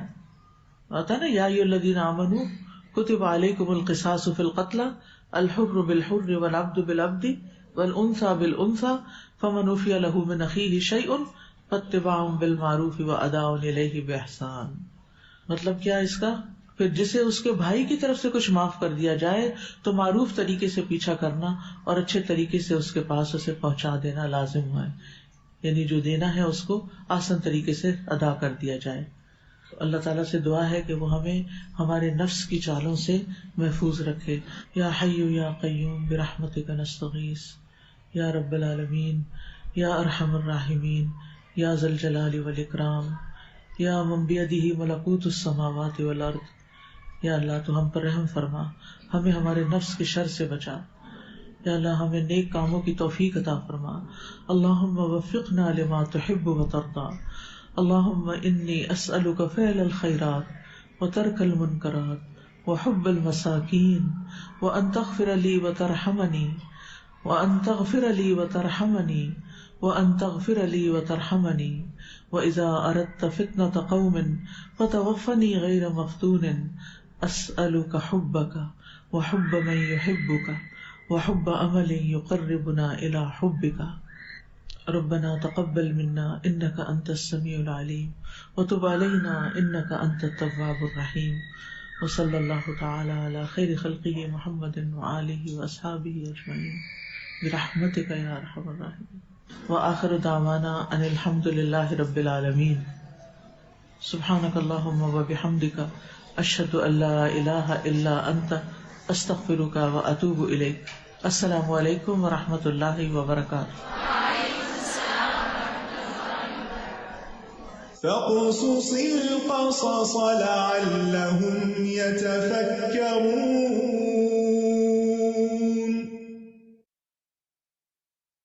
اللهم صل وسلم على نبينا محمد رب اشرح لي صدري ويسر لي امري واحلل عقدة من لساني يفقهوا قولي اللهم وفقنا لما تحب وترضى. اللہ تعالیٰ ہمیں اس چیز کی توفیق دے، اس کام کی، اس عبادت کی، اس بات کی جو میں کروں تو میرا اللہ مجھ سے راضی ہو جائے. آمین یا رب العالمین. اچھا چلے الحمدللہ. ہمیشہ کی طرح میرا سوال پھر اسی طرح ہے کہ آج کی کلاس میں آپ نے کون سی بات ایسی ہے جو نئی سیکھی ہے؟ جو نئی سیکھی ہے. میں نے تو بہت ساری چیزیں اپنے لیے لکھی، سبحان اللہ. کون سی ایسی چیز آپ کو ایسی لگی جو آپ نے پہلے سنی تھی؟ نفس امارہ. سسٹر مریم کہہ رہی ہیں نفس امارہ. آپ کو پتہ ہے میں نے نفس امارہ کا ایک نام رکھا ہوا ہے، لیکن میں ابھی آپ کو بتاؤں گی، ابھی نہیں، آگے کے تھوڑا سا ہم آگے پہلے لیسن کا کوئک سا ریویو کرتے ہیں، ٹھیک ہے؟ الحمدللہ تملأ المیزان. سب لوگ ایک دفعہ الحمدللہ بولیں اور سوچیں کہ میرے الحمدللہ بول دینے سے کیا ہوا؟ میرا میزان بھر گیا. بس الحمدللہ میں نے کہا اور میزان بھر گیا. سبحان اللہ. سوچیں اور سوچ کے کہیں الحمدللہ الحمدللہ. چلیں کوشچن، سوال میرا، کیونکہ دیکھیے آپ جب علم حاصل کرتے ہیں نا، آپ بیسیکلی ہر روز اللہ سبحانہ وتعالیٰ سے مانگتے ہیں اہدنا الصراط. جب آپ صراط مانگتے ہیں نا تو صراط وہ رستہ ہوتا ہے جو کہ کھلا بھی ہو، کشادہ بھی ہو، سیدھا. کیونکہ دیکھیے صراط کے لیے تو بہت سارے راستے کے لیے تو بہت سارا لفظ آتے ہیں. آپ نے سبیل بھی سنا ہوگا، سبل السلام یہ بھی سنا ہوگا لفظ، لیکن ایک لفظ ہوتا ہے صراط. کیوں یہ صراط ہی کا لفظ اللہ سبحانہ تعالیٰ نے سورہ الفاتحہ میں چنا؟ اور اس کی وجہ یہ کیونکہ ایک تو یہ کشادہ ہے، سیدھا اس کا رستہ اللہ کا سبحانہ وتعالیٰ کی طرف جاتا ہے. پھر اس میں بلندی شامل ہے. جب آپ بلندی کی طرف جا رہے ہوتے ہیں نا اپنے علم کے ساتھ، جب آپ بلندی کی طرف جاتے ہیں تو آپ کو نیچے پیچھے والی جو چیزیں ہیں وہ چھوٹی چھوٹی بھی نظر آنی شروع ہو جاتی ہیں، اور پھر آپ کو آس پاس کی جو چیزیں ہیں وہ بھی نظر آنے لگتی ہیں. یعنی اگر آپ اونچائی کی طرف جا رہے ہیں تو لال والے گھر کے پیچھے پیلا والا گھر ہے، پیلے والے گھر کے پیچھے نیلا والا گھر ہے، اس سے آگے جو ہے وہ کالا والا گھر ہے. ہر چیز جب آپ اس جگہ پہ کھڑے ہوتے ہیں نا تو آپ کو آگے پیچھے نظر نہیں آ رہا ہوتا. لیکن جب آپ بلندی کی طرف، اسی لیے جب آپ کبھی کیمپنگ میں جائیں اور اب آپ کھو جائیں تو آپ کو کیا کہا جاتا ہے کہ آپ کوئی ایسی پہاڑی کی طرف جائیں جہاں سے آپ آگے پیچھے اور آس پاس کے علاقے دیکھ سکیں. آپ نے دیکھا ہوگا لوگ درختوں پہ چڑھ جاتے ہیں دیکھنے کے لیے کہ ہم کہاں پر ہیں. اسی طرح صراط وہ رستہ ہوتا ہے جو آپ کو اوپر کی طرف لے کے جاتا ہے، یعنی ایلیویٹ کرتا ہے. جب آپ کو وہ ایلیویٹ کرتا ہے نا تو آپ کو وہ سب چیزیں نظر آنے لگتی ہیں جو ریڈ لائٹ ہوتی ہیں. نہیں یہ ٹھیک نہیں، نہیں یہ ٹھیک نہیں، نہیں یہ ٹھیک نہیں. پہلے نہیں نظر آ رہا ہوتا ہم کو، پہلے ہم کیا گو ود دا فلو ہے، چلو ادھر کو چلو جہاں ہوا ہو جدھر کی، وہ والا حساب ہوتا ہے. لیکن پھر کیا ہوتا ہے جب آپ بلندی کی طرف علم کے ساتھ آگے بڑھنے لگتے ہیں تو پھر آپ کو وہ نظر آنے لگتی ہیں چیزیں جو پہلے نظر نہیں آتی تھیں. نظر آتی ہیں، اب نظر آتی ہیں آپ لوگوں کو چیزیں جو پہلے نظر نہیں آتی تھی. کیسا لگتا ہے نا کہ دروازے بند تھے، وہ دروازے کھل گئے، مجھے وہ بھی نظر آ رہا ہے، مجھے وہ بھی نظر آ رہا ہے. سبحان اللہ. اب سوال آپ سے یہ ہے کہ استاذہ نے ظلم کو ایکسپلین کیا ہے، آپ کو کیا سمجھ آئیے کہ ظلم کیا ہے؟ ظلم کیا ہے؟ یہ جو میں نے پہلے سوال پوچھا تھا نا کہ جو نئی بات آپ نے سیکھی ہے، جس میں سے ایک سسٹر نے جواب دیا تھا، میں چاہتی ہوں آپ سب لوگ اس کو اپنے ذہن میں رکھیے. میں واپس آؤں گی اس طرف آپ کے.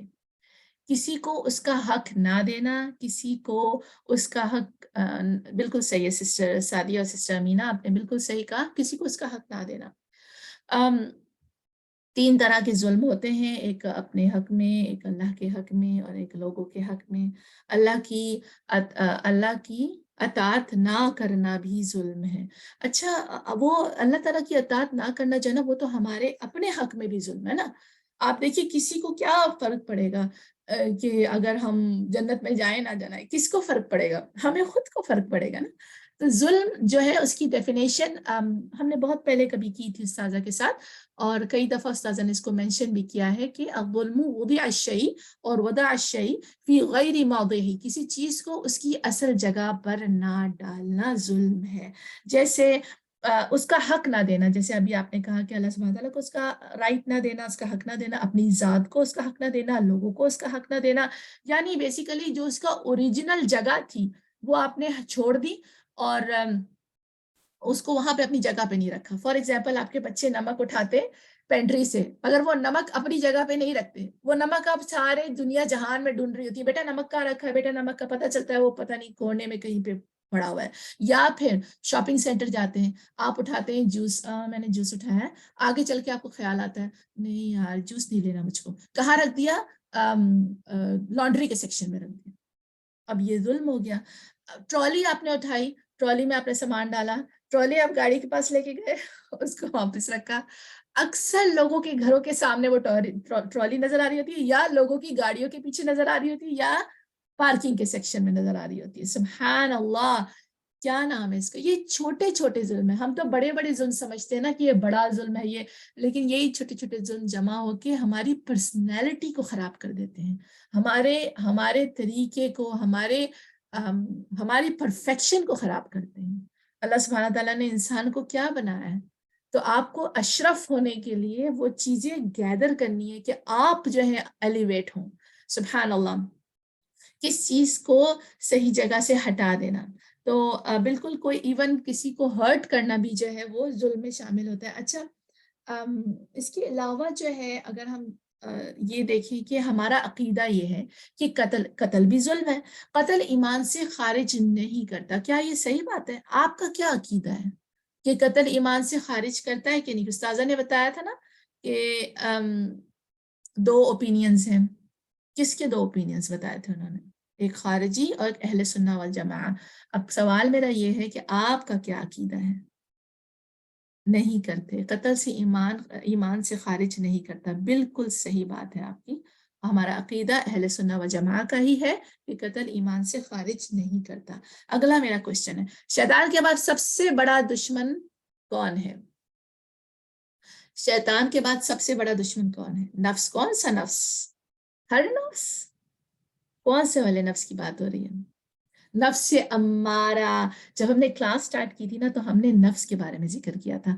اب آپ کو پتہ چل گیا یہ کوئی ایسا ویسا نفس نہیں ہے, یہ نفس امارہ ہے. جب ہم نفس امارہ کی طرف آئی گئے ہیں تو آپ یہ بتائیے کہ نفس کی کون سی 3 اقسام بتائی گئی؟ نفس امارہ تو آپ نے بتا دی, باقی کون سی 2 ہیں؟ نفس مطمئنہ, ماشاء اللہ sister Fatima, and sister Sadia نے لکھا لوامہ. الحمدللہ, لوامہ.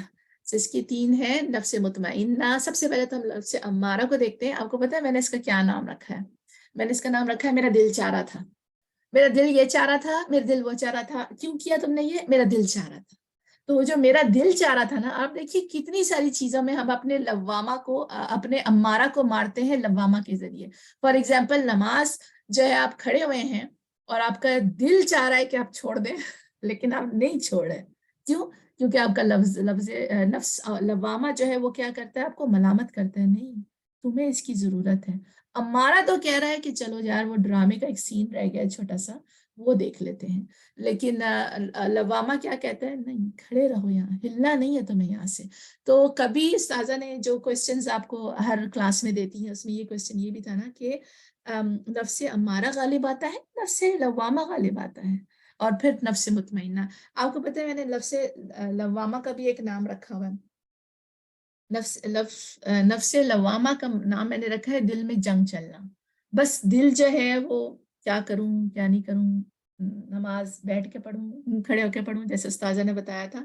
تو جیسے استاذہ نے یہ بھی بتایا تھا سولت کی مثال, سولت اور طوعت کا انہوں نے بتایا تھا کہ سولت جو ہے اس کی ایک اور مثال میرے ذہن میں آ رہی تھی کہ جب ہم اب کسی کام کو بہت آسان کر دیتے نا اپنے لیے, تو میں نے آپ کو پہلے بھی اس کی اگزامپل دی تھی کہ میں ڈرامے اس لیے دیکھتی ہوں نا کہ میں نا عبرت حاصل کروں اس سے. تو یہ ہو گیا سولت. میرا دل چاہ رہا ہے اور میں نے اس کو خوشنما بنا دیا, بیوٹیفائی کر دیا. میرا ٹائم ویسٹ نہیں, کوئی بات نہیں, میں تو کام کی چیز دیکھ رہی ہوں, میں عبرت سیکھ رہی ہوں. بڑا زبردست. معاشرے میں کیا ہو رہا ہے, معاشرے کا تو بہت ہی برا حال ہے, یعنی ہمارا تو بہت ہی برا حال ہے, اور یہ ڈرامے میں یہ چل رہا ہے اور وہ چل رہا ہے. اچھا, طوعت کیا ہوتی ہے؟ دل میں جنگ چلنا. اب ساری فرینڈز جو ہیں وہ ڈراموں کے بارے میں بات کر رہی ہیں اور آپ ڈرامہ دیکھتی نہیں ہیں, تو اب آپ کے ذہن میں کیا آ رہا ہے, یار تو بڑا انٹرسٹنگ لگ رہا ہے. اچھا چلو, میں تو دیکھتی نہیں ہوں, ٹائم ویسٹ ہوتا ہے یہ نا, لیکن پھر تھوڑا سا اچھا اور کیا ہوتا ہے اس میں، اچھا وہ انٹرسٹ ڈیویلپ ہونا شروع ہو جاتا ہے. آپ کا نفس نہیں چاہ رہا ہوتا مگر وہ سلولی اور گریجولی جو ہے بلڈ اپ ہونا شروع ہو جاتا ہے. تو اس کے لیے بھی ہے کہ نفس امارہ جو کو قابو کرنے کے لیے لفظ لوامہ کھڑا رہتا ہے.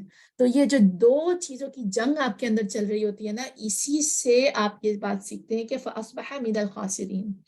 نفس امارہ کی بات کیوں نہیں ماننی چاہیے؟ استاذہ نے یہ بات بتائی تھی، میں سوچ رہی ہوں آپ کو یہ بات یاد ہے کہ نہیں، کیونکہ یہ دیکھیں نا ریزن بھی پتا ہونا چاہیے نا کہ نفس امارہ کی بات کیوں نہیں ماننی چاہیے. کیوں؟ کیا وجہ ہے؟ کیا وجہ ہے نفس امارہ کی بات کیوں نہیں ماننی چاہیے؟ کس کو یہ بات معلوم ہے؟ ایول اٹ از، شیطان کہتا ہے، برائی پر اکساتا ہے. سسٹر سعدیہ بالکل صحیح. کیا ہے کہ اس نفس امارہ کی بات اس لیے نہیں مانی چاہیے کیونکہ وہ کثرت سے برائیوں کا حکم دیتا ہے. کیونکہ وہ کثرت سے برائیوں کا حکم دیتا ہے. یہ نفس آپ کے اندر موجود ہے. آپ کی جنگ کانسٹنٹ ہے، آپ کا جہاد کانسٹنٹ ہے. اب اگلا سوال میرا یہ ہے کہ کسی کو نصیحت کرتے ہوئے کس بات کا خیال رکھیں.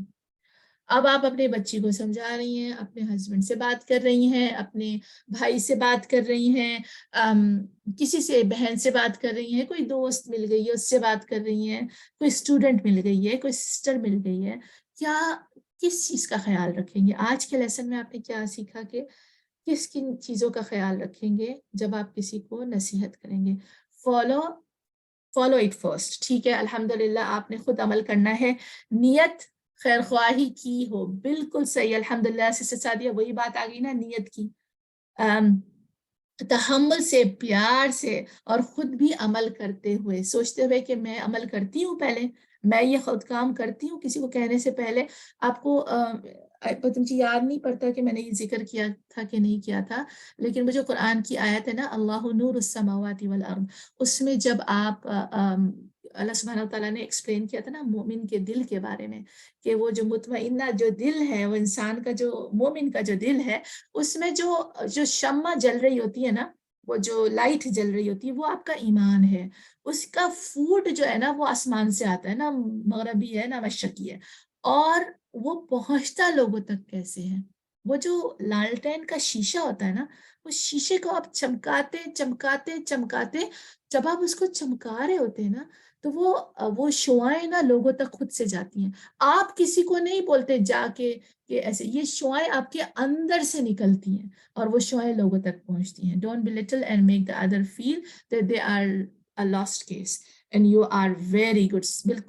بالکل صحیح بات آپ نے بولی کہ کسی کو نیچا نہیں دکھانا، کہ نہیں تمہیں نہیں پتا اور مجھے تو سب کچھ پتا ہے، مجھے تو ساری باتیں پتا ہے، تمہیں کچھ نہیں پتا.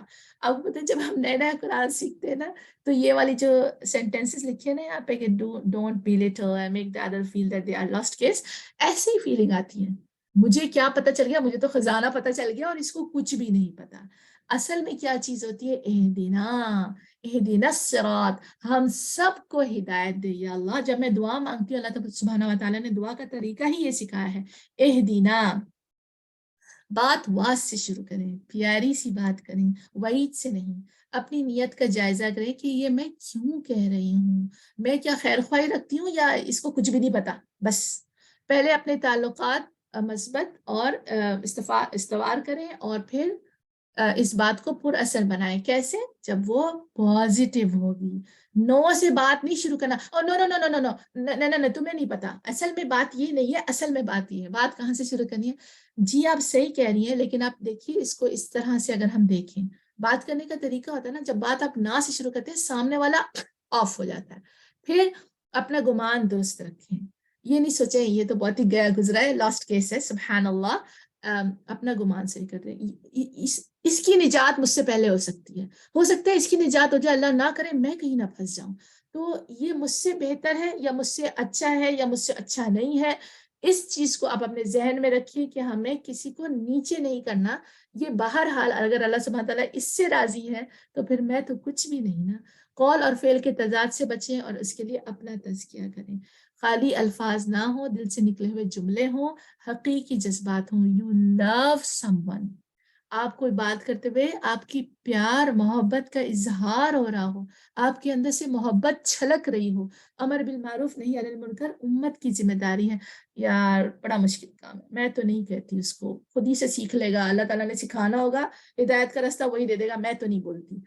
یہ نہیں، آپ کو کوئی ایسی بات کرنی ہے، چاہے ایک جملہ ہو، چاہے ایک لفظ ہو، مگر آپ کی نیت کیا ہو. میری نیت اللہ تعالیٰ یہ ہے، ماحول ایسا نہیں ہے، سچویشن ایسی نہیں ہے کہ میں کچھ بول سکوں، مگر میں ایک پیارا سا جملہ بول کے وہ شیشہ ایسے چمکاؤں کہ وہ روشنی کسی طرح اس تک پہنچ جائے.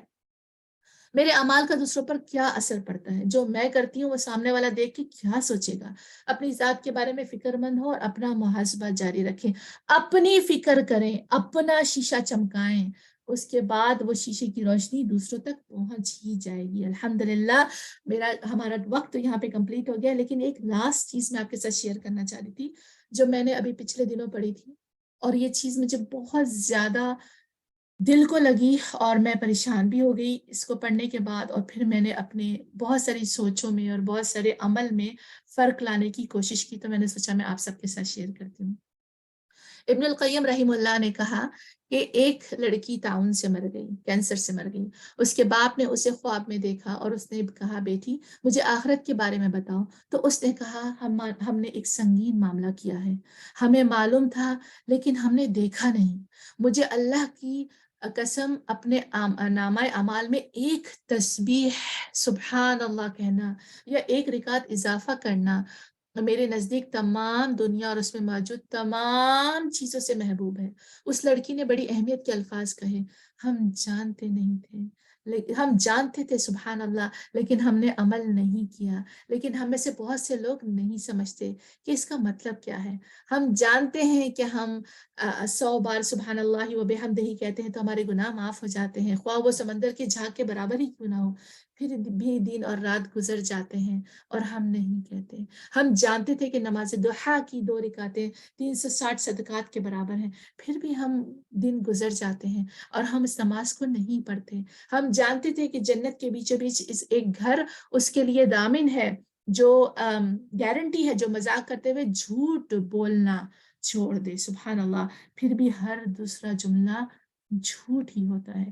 ہم جانتے تھے کہ اللہ کی رضا کے لیے ایک دن کا روزہ رکھنے سے ہمارے چہرے اور آگ کے درمیان 7 خندقوں کا فاصلہ ہو جاتا ہے، اور اللہ سبحانہ وتعالیٰ ہمارے چہرے کو آگ سے دور کر دیتا ہے جتنی اس مسافت 70 سال میں طے کی جائے، اور ہم روزہ نہیں رکھتے تھے.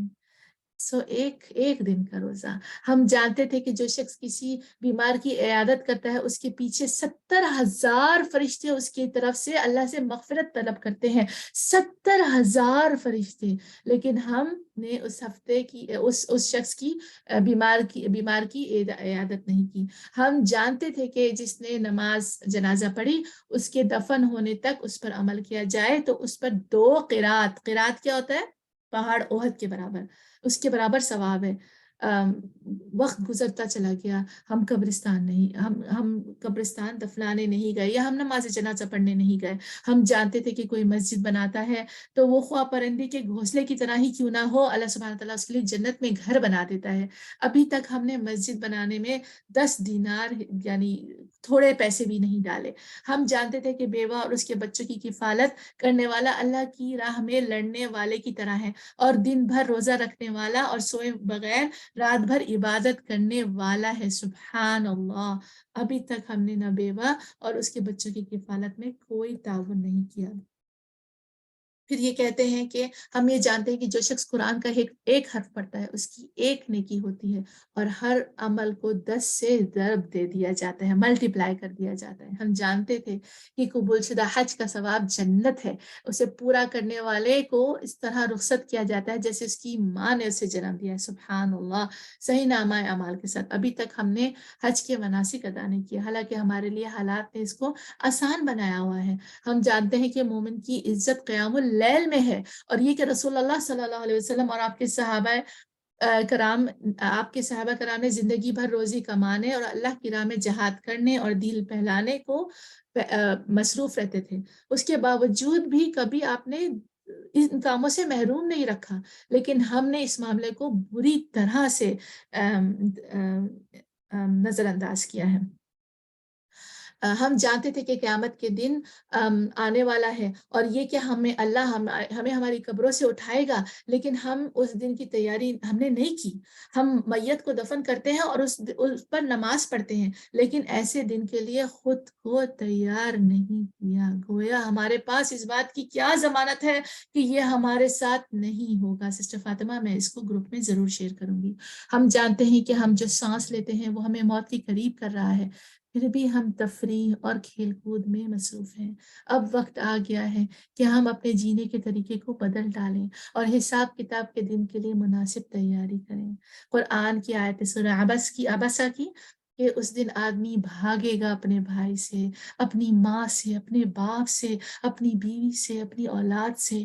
ان میں سے ہر ایک کو اس دن ایسی فکر دامنگیر ہوگی جو اس کے لیے کافی ہوگی۔ سبحان اللہ، آج ہم جس کی فکر کے پیچھے بھاگے جا رہے ہیں اور آگے کا نہیں سوچتے، سبحان اللہ، ہم نے نہیں بھولنا کہ ہمیں اپنے آگے کی تیاری رکھنی ہے۔ ہر کام کرتے ہوئے، ہر چیز کرتے ہوئے میں نے یہ آگے کے لیے پریپیئر کیا ہے، چاہے وہ میرے بچے ہیں، چاہے آج کا کھانا ہے۔ سبحان اللہ، نکلے ہوئے منہ سے الفاظ یا الحمدللہ منہ سے نکلے ہوئے الفاظ، اللہ سبحانہ تعالیٰ ہمیں توفیق دے۔ ہر لمحہ، ہر بات جو آپ کی زبان سے نکلے، آپ کا ہر عمل، آپ کے جسم کا ہر حصہ، آپ کی ہر رگ اس بات کے لیے تیار ہو اور ہر وقت اللہ کی یاد اور ذکر سے پر ہو، تاکہ ہمارا انجام اچھا ہو، اللہ سبحانہ تعالیٰ ہم سے راضی ہو جائے، ہمیں جنت فردوس الاعلیٰ میں جگہ عطا کرے، صحابہ کرام کے ساتھ، تمام انبیاء کرام کے ساتھ، اللہ سبحانہ وتعالیٰ کے عرش کے سائے کی طرح اللہ تعالیٰ ہمیں اس کا دیدار نصیب کرے، آمین یا رب العالمین۔ جزاک اللہ خیرن کثیرا، میری پیاری پیاری بہنوں، آپ کے لیے بہت ساری دعا۔ سبحانک اللہم و بحمدک، اشہد ان لا الہ الا انت، استغفرک و اتوب الیک۔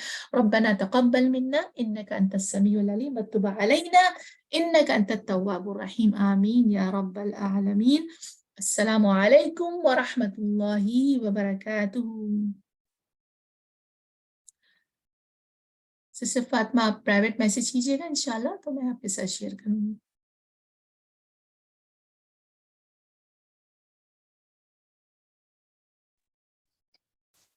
Sister Beanish, we can have in the group, please, if possible.